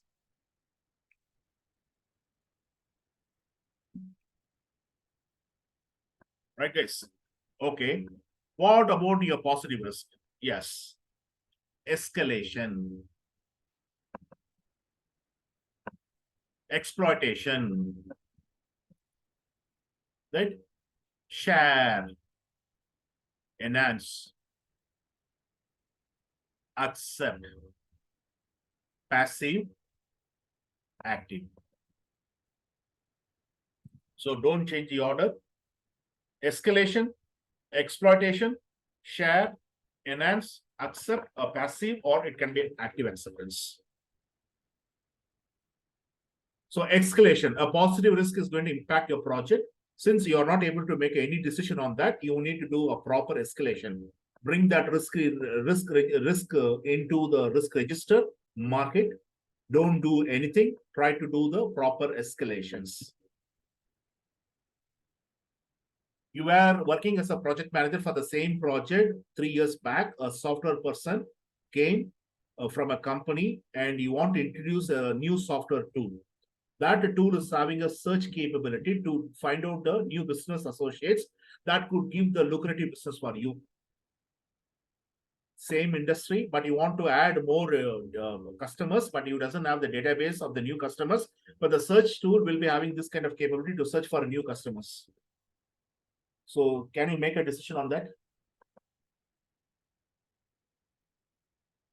Can you make a decision on that? Hello? No, Bala. We have to What check you it will with our management, You will right? just make sure that go to the head office and you will give the name of a person who will be sitting as a business development manager. Go and meet him. If he narrate him, to give him a demo. If he find that it's going to benefit the organization, he will make an investment. So you are redirecting this particular person to the management side. Now he gone 3 years back. He has narrated. He has done a good demo. People like to buy the tool. They brought the tool and was installed. Training is given. So it was giving you a lucrative business. It was finding out a new customer, and you're able to make a business association with a new customer. You've done a very good business with them. You're able to make a good profit and margin. And again, the same guy is coming to the same site office. Your project is in completions, but he's changing the version, new version, and new information is added. So now what are you going to do again?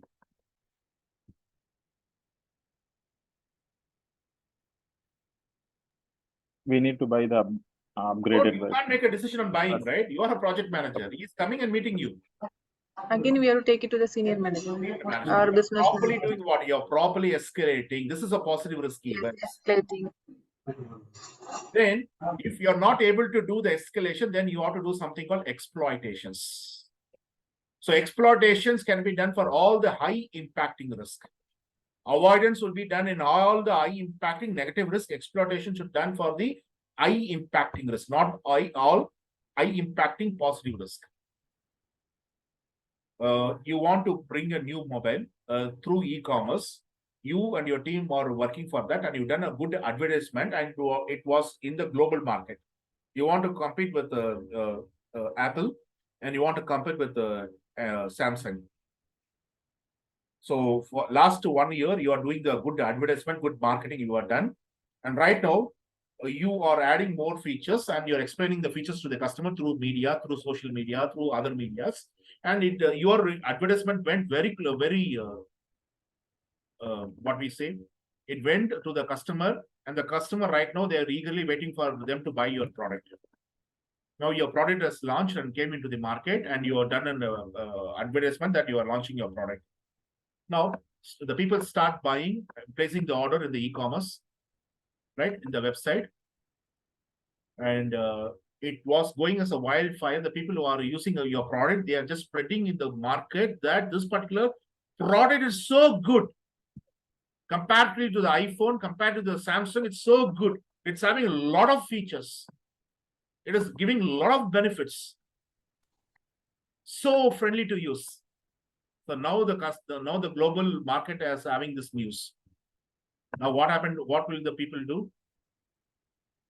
They will place so much of order in your e-commerce website, right? Your server got crashed. What are you going to do? You're going to worry for that?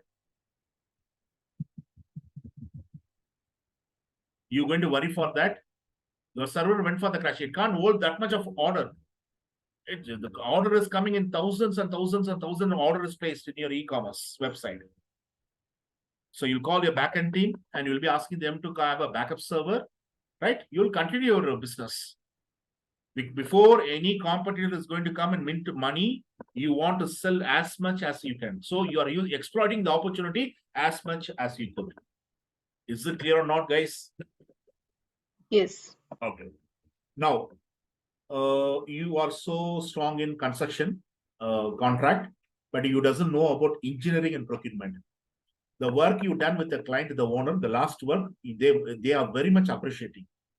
Right now, there is a contract there is a project, and they want you to participate as a prime contractor, but this is a EPC contract. You are doing a friendly discussion with the client that you doesn't want to involve because you doesn't have the knowledge on the EP, the engineering and procurement. Your experience is only in the construction field. So you are friendly, you are neglecting that one. You are saying that we can't do it, sir. We doesn't have the expertise in procurement and engineering. Now, what the people is doing, the client is saying that we have a person very strong in the engineering and procurement. Can you make a partnership? They are so strong in that area. Can you just enter as a JV with them, and can you perform the work for us? So what you are able to do with your opportunity? You're able to keep that opportunity yourself, or you're able to share with your partners? We are Hello? sharing. Sharing, right? Sharing. If you are not able to share right now, you need to make sure that can I just use the enhancement as my responses? So earlier enhancement is always advisable. Here, you will not go with a high impacting, right? Or you will not go with only the low impacting. All the risk events, many risk events, whether it's an high impacting risk events, low impacting risk events, moderate impacting risk events. So you'll be using this kind of strategies for you to understand. The client is coming in the midway of the project, and they're calling you for a meeting, a strategic meeting, high-level meeting. They are requesting you, can you just able to complete your project within 3 months? Can you able to deliver this one before the deadline, 3 months, 90 days before? Sir, we never completed, not even 60% of the work, sir. Still, we have a lot of work to perform. So I think that, no, actually, the benefit is that we can minimize nearly 100,000 or 200,000, we can minimize. So we can have a sharing ratio, the profit sharing ratio. I can pay you 30%. So what you're going to do right now? Sir, can you make it that one 40%? We'll try to complete the project before the deadline. Whether you are able to achieve that or not, but you are trying to achieve your target, revised target. So what you're going to do, you're going to discuss with the team and whether there is any chance for us to do the crashing or whether there is any chance for us to do the fast tracking. So we can just meet the given the new deadline. So we can just earn that benefits. Is it clear or not, guys? Yes, Bala. Okay. Now acceptance. So it can be passive or active. So passive acceptance, do nothing. Just make the fruit to fall in your lap. Just wait for the fruit to get to be more ripened, and just it can fall in your lap. Active, do something. Job market is not so good right now, right? But you got your company is awarded with a new project. So once your company is awarded with a new project, if the manpower companies comes to know, or any contract company comes to know, what they will do? Always, once the contract is awarded, you will take the manpower from outside and you'll be using for your projects. Right now, you got your award and it's a new project. It will be going for next 3 years, but you have a shortage of resources. What the manpower company will do, guys? They will give discount and get the. Yes, they will be giving you the discount, right? They will give the discount, right? So actively, you will be accepting the quotations. One person will be giving 10%, 12%, 15%, right? You're going to accept that. Passively, you will take all the quotation. You will not open your mouth. And suddenly, one of the contractor will call you, sir. What about the quotation we given, sir? Whether you're going to consider us or not? No, I got one more quotations. They given me extra 2% discount. So then, what is the reply coming from the manpower company? So I'll be giving you additional 2%, just so we can close the deal. So it's passive. You're just making the fruit to ripe to fall in your lap. So this is the order. So overall strategy for the project, what you can do, if you are trying to avoid your negative risk, try to exploit your high opportunity risks. If you try to transfer the negative risk to the third party, try to share with the third party. If you try to mitigate the risk, which is going to give you the high impact, medium impact, low impact, try to do the enhancements. So that will be the overall strategies, right? So all the strategy which you plan for which you develop for positive risk and negative risk is able to update your risk register. Summary level of information goes into the risk reports, and you are able to come with your contingency plans. The contingency plan is your proactive plans.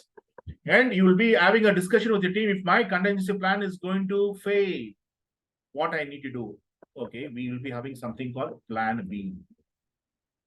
Or we'll be having something called fallback plan. What's our plan? Fallback plan. If our primary response is going to fail, whether we have any plan B, so we are defined in the risk register, or we have any kind of fallback plan, right? And what is our trigger conditions? What is our symptoms for each and every risk? What is our alarm? So you're able to decide all this. You're able to fix your risk owners. You're able to fix your risk action owners. You're able to just give. You're able to know about your resources. Complete project is when we're going for a changes. All the documents are getting up to date because of these updations. Corresponding changes is not only going only to the risk register, risk report. This process is making the complete plans and complete baselines and complete documents to go for updations. So all the responses developing, and we have to implement the responses. That's it.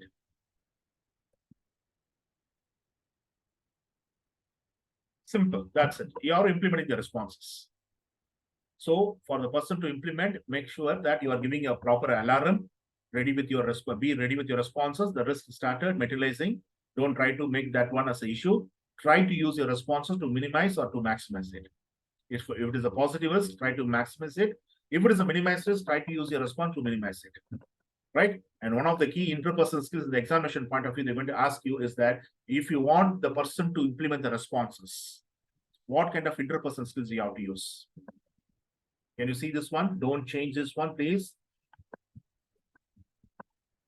Because once you are doing the people skills, 74 questions they're going to ask, definitely they will ask you. If your response or if your risk owners is going to implement the responses, what interpersonal skills you have to use? What is that? Influencing. Influence, right? So I think that we have discussed many things.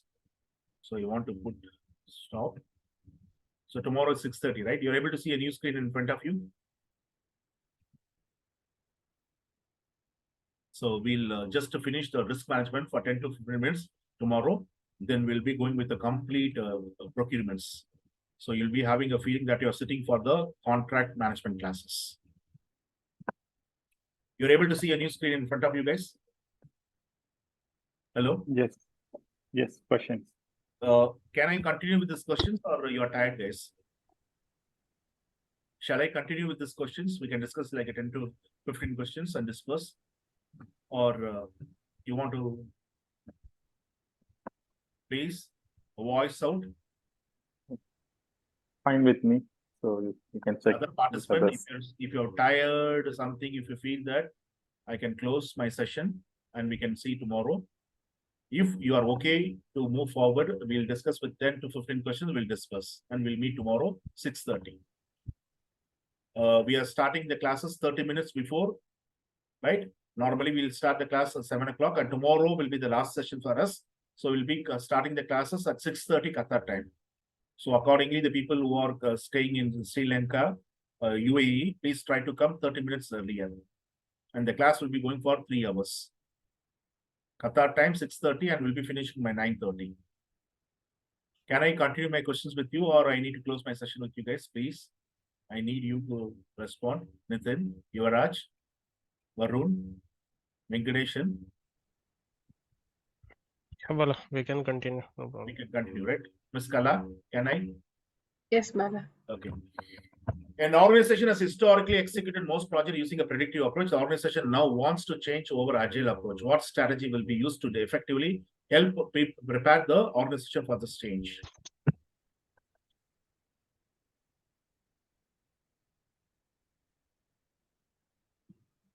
C, improve organizational readiness. Okay. See. Take a big bang approach. You can't make the people to go for a changes, right? Immediately, yeah. Marginally, you can push the people slow and steady, but you can't make a big bang approach. Right? So C is the correct answer. Improve the organizational readiness by addressing the impediments to agile in the organizations. We already seen this one, nothing, right? The second one, the project schedule is falling behind and the project manager observes that project team seems to be spending the majority of their time in writing the documentation instead of performing the project task. What should the project manager do to help to ensure the team focuses on project task? Because they doesn't know what to define into the document. So they keep on defining something. So they are wasting the time. They are not concentrating on the task. See again. Yes. C, Review review and adapt. appropriate project artifacts. Okay. The 3, after gathering all the requirements for the project with the dependencies on external stakeholder, the project team is finishing the second iterations. At this point, the project manager learns about the possible change in regulation. What would prevent the product launch? What should the project manager do to realize benefits? C, So she Realize- came with C, review target benefits.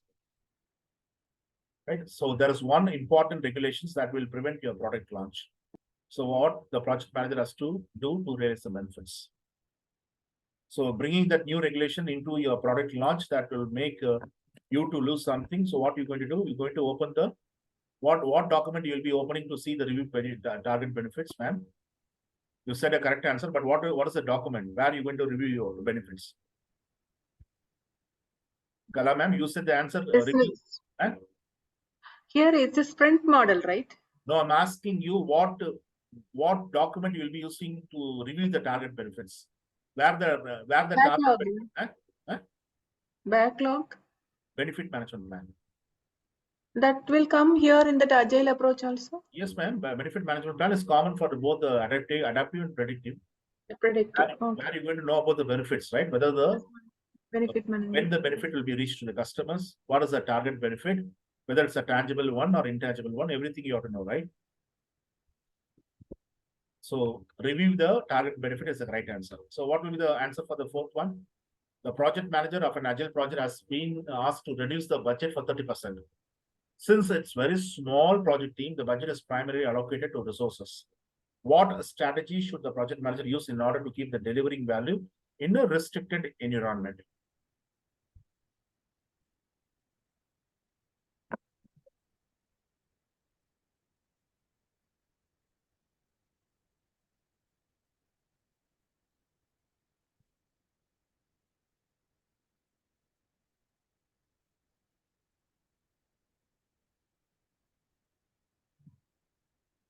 D.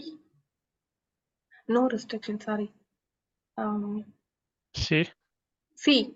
C is the correct answer. Prioritize the backlog. Yeah. Looking for highest business value. What is the highest business value is called? You're going to select the product owner is going to select the features based on the highest business value, or the feature will be having the highest risk in it. So what is that term called? MVP, right? Minimum viable Minimal viable product. product. So C is the correct answer for this scenario. Fifth one. Okay.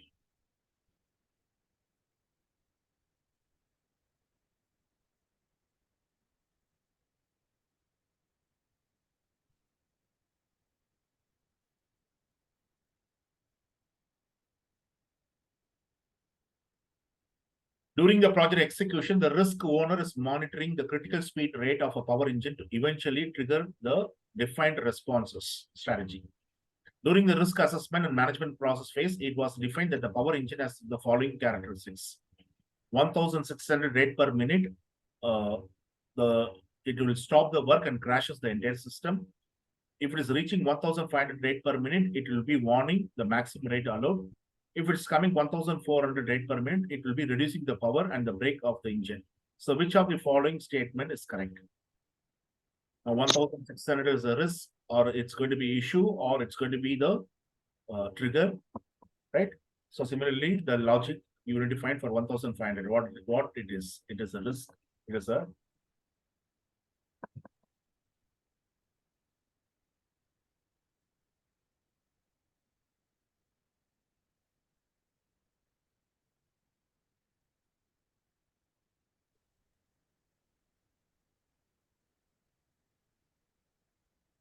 B. 1,600 is a project risk, 1,500 is a triggers, 1,400 is a project risk, right? The 1,400 is the alarm, right? Warning for us. It's a trigger events and starts it. 1,500, the question given for rate per minute warns. So which one Warns. will warn you to that the risk has started? So once it is reaching to, that is a warning signal, right? Yes. Right? And the 1,600 will be issue. 1,400 will be your risk. Risk. So you want to stop the risk to convert as issues, right? So there is 1,500. Once it is reaching, it's going to give you the alarm, right? Yes. Okay. So in this case, the correct answer is B. 6-1.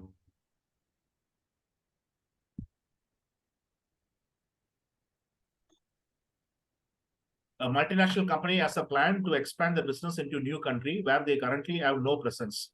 The project manager is assigned to indicate the project. After reviewing the business case, what should be considered first when developing an appropriate implementation strategy? So far you don't have the presence in that country. B. B.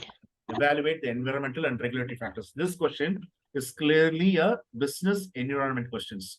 So business environment question, you know very well, the percentage is given is what? Share percentage, 8%, right?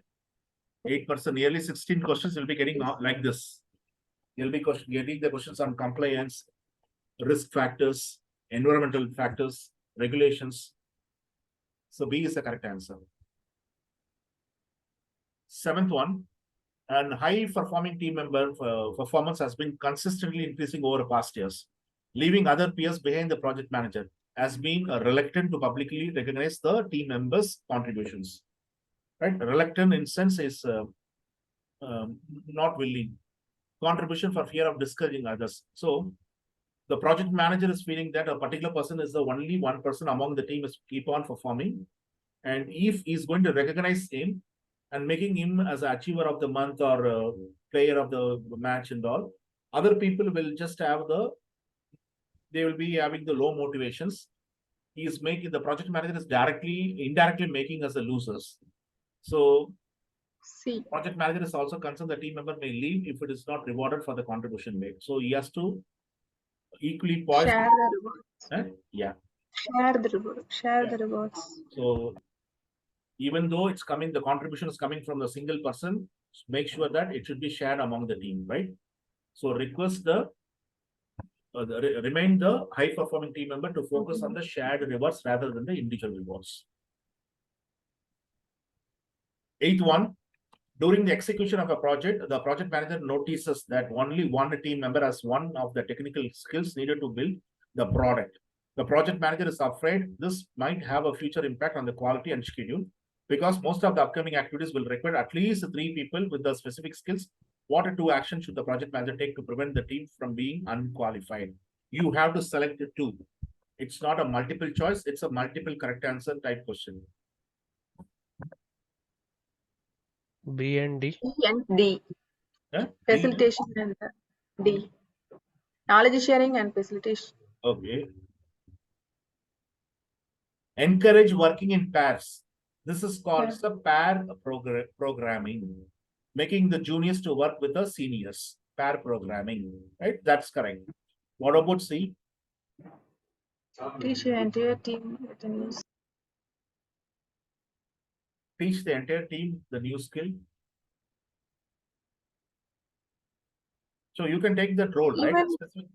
Yeah. If I'm expert, I can take the role, or else, if I know, first I have to choose this option. If it is not applicable for me, then I have to go for the facilitation or training. Yeah, at least 3 people should have the specific skill. So you can teach 3 people, right? Rather to bring an external facilitator and paying the money, you can take that role, right? Okay. So your B and C. 9th one. During the planning stage of the project manager realizes that a standard stakeholder engagement approach will not suffice. One of the client representative who is not a key decision maker is having a lot of opinion. So he's coming with a lot of opinions. This client representative could become a roadblock to progress due to their perceived level of authority during the meeting. How should the project manager handle this moving forward?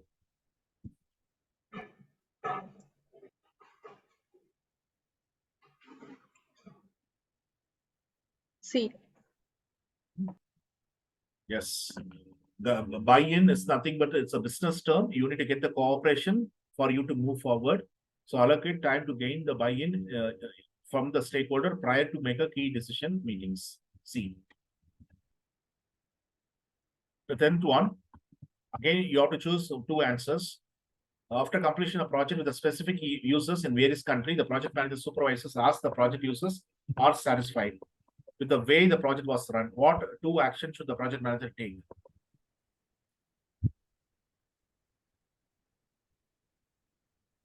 A and C. Prepare the lessons learned register from the project phase. Send the question to get the project for A and C is correct. A and C is correct. Yeah. So these are the 2 things you will be doing on the closing phase of your project. 11th one, the project manager has observed that the 2 team members have been arguing with each other openly at the meeting to push their ideas through. Each team member individually spoke with the sponsor directly and made a decision without informing the PM or other team members. So what 2 actions the project manager has to take?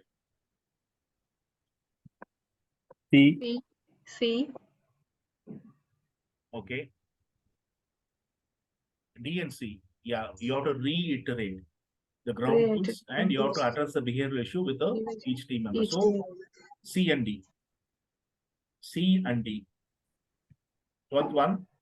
A project team is experiencing a delay in the completing a task that turned out to be more complex than initially estimated. This is a critical task that could impact the current iteration goals. What two options will help the team initially address these obstacles? D, conduct a root cause analysis. Okay. And B and D. Review and update the dependencies and conduct a root cause analysis, right? So three, B and D is correct. 100% correct. Review and update the dependencies, conduct a root cause analysis.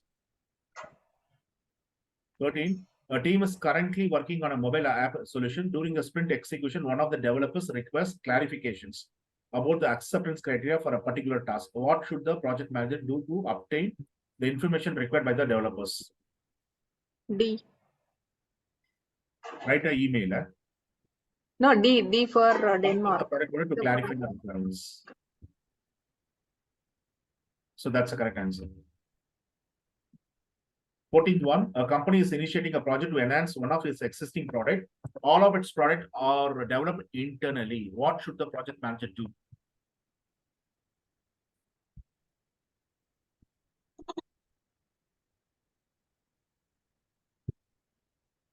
B. Yeah. Whether it's going to be the same product or whether you're going to do the enhancement, review the lessons learned from the previous projects. Right? B. Yes. B. The 15th one, the resource has joined an iterative project team. The project manager notices that the resource is unable to complete the deliverables on time. How should the project manager address these situations?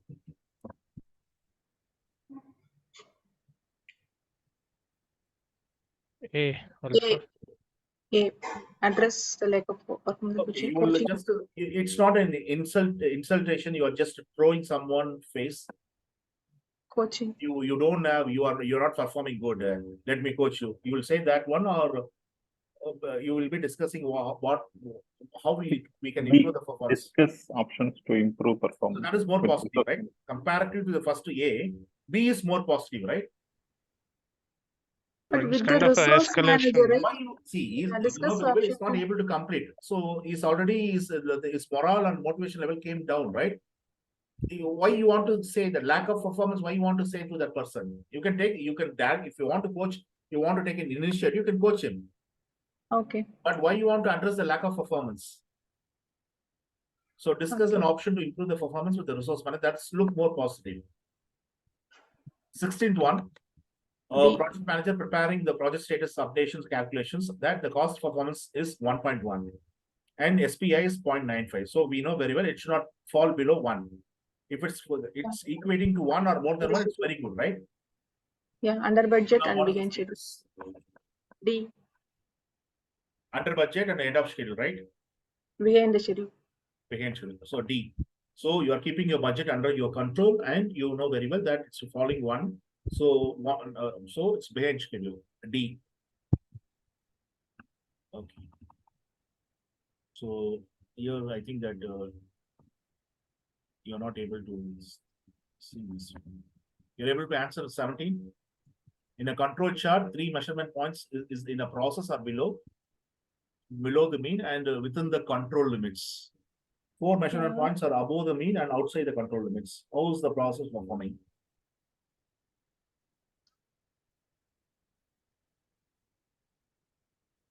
Four is out of control. Outside the control limits.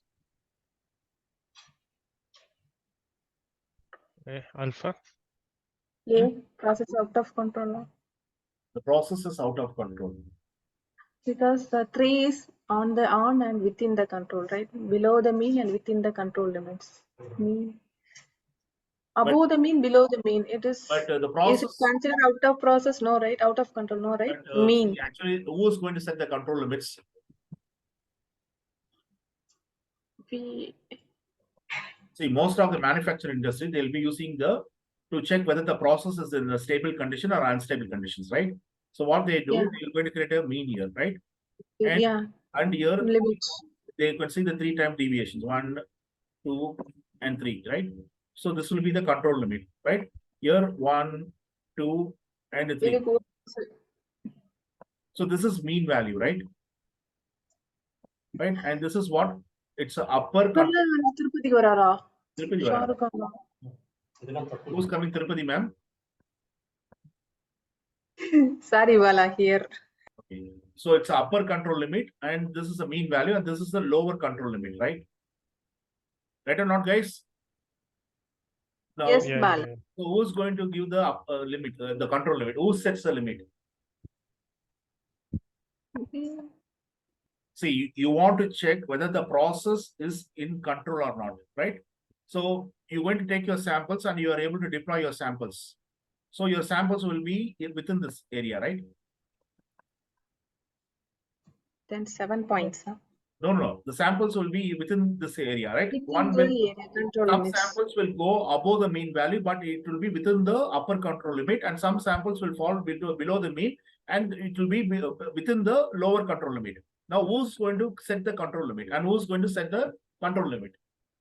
The control limit will be set by project manager and the quality managers. Quality. Okay. Now, where you will be keeping the specification limits? The specification limit you're going to keep within the control limits or outside the control limits? Within And control. who's going to specify the specification limits? Owner. Yeah, the owner has to specify. Okay. So he's going to always, it is advisable you to keep the control limit within the specification limit. So now this becomes the specification limit. So it becomes lower specification limit. And you're going to set here, this becomes what? Upper specification limits. So even the customer saying that, okay, anything which is going to fall here within the specification limit and the control limit, I can accept this also. Is it clear or not, guys? Yes.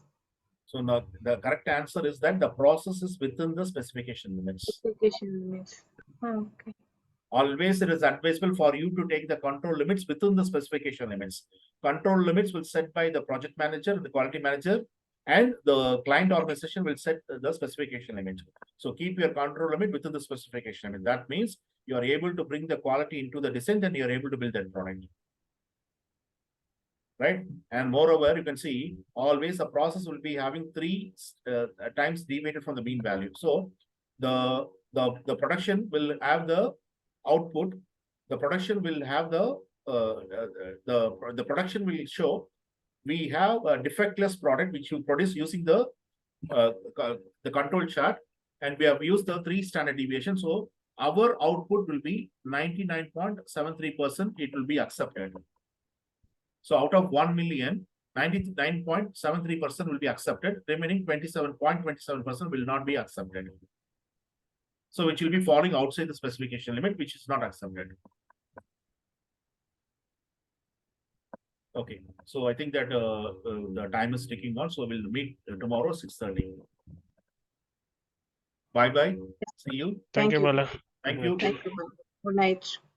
And Mr. Venkatesh, your daughter slept or what? Avariye kaanu. Thank you, Bala. Thank you. Come. Okay. Good night. Hi, baby. Good night. Good night. Night, whatever. Okay. See you tomorrow. 6:30. Don't forget, 6:30. Yeah. 6:30. 5 minutes will be the tolerance time. 6:35 will be starting the classes, and tomorrow we'll be finishing the leftover topic on risk management. It will be taking 10 to 15 minutes. Remaining everything will be contract management. And finally, we'll be discussing the examination point of view. Okay. Now, Thank your you. point of contact will be Mr. Money. From tomorrow onwards, your point of contact will be Mr. Money for the exam applications and everything. So he'll be giving you the clear and good assistance for you to grab your certifications. Just follow his guidelines. So you can, any subject information, you can come back to me. But anything which is coming outside, like you want to get your application to be processed and you want to know about how to make the payment and all, you can just inquire with Mr. Money. So see you tomorrow for more discussions. Bye. Thanks for your time. Bye. You contributed with me today. Bye. Bye. Thank you. Bye. Good night, man.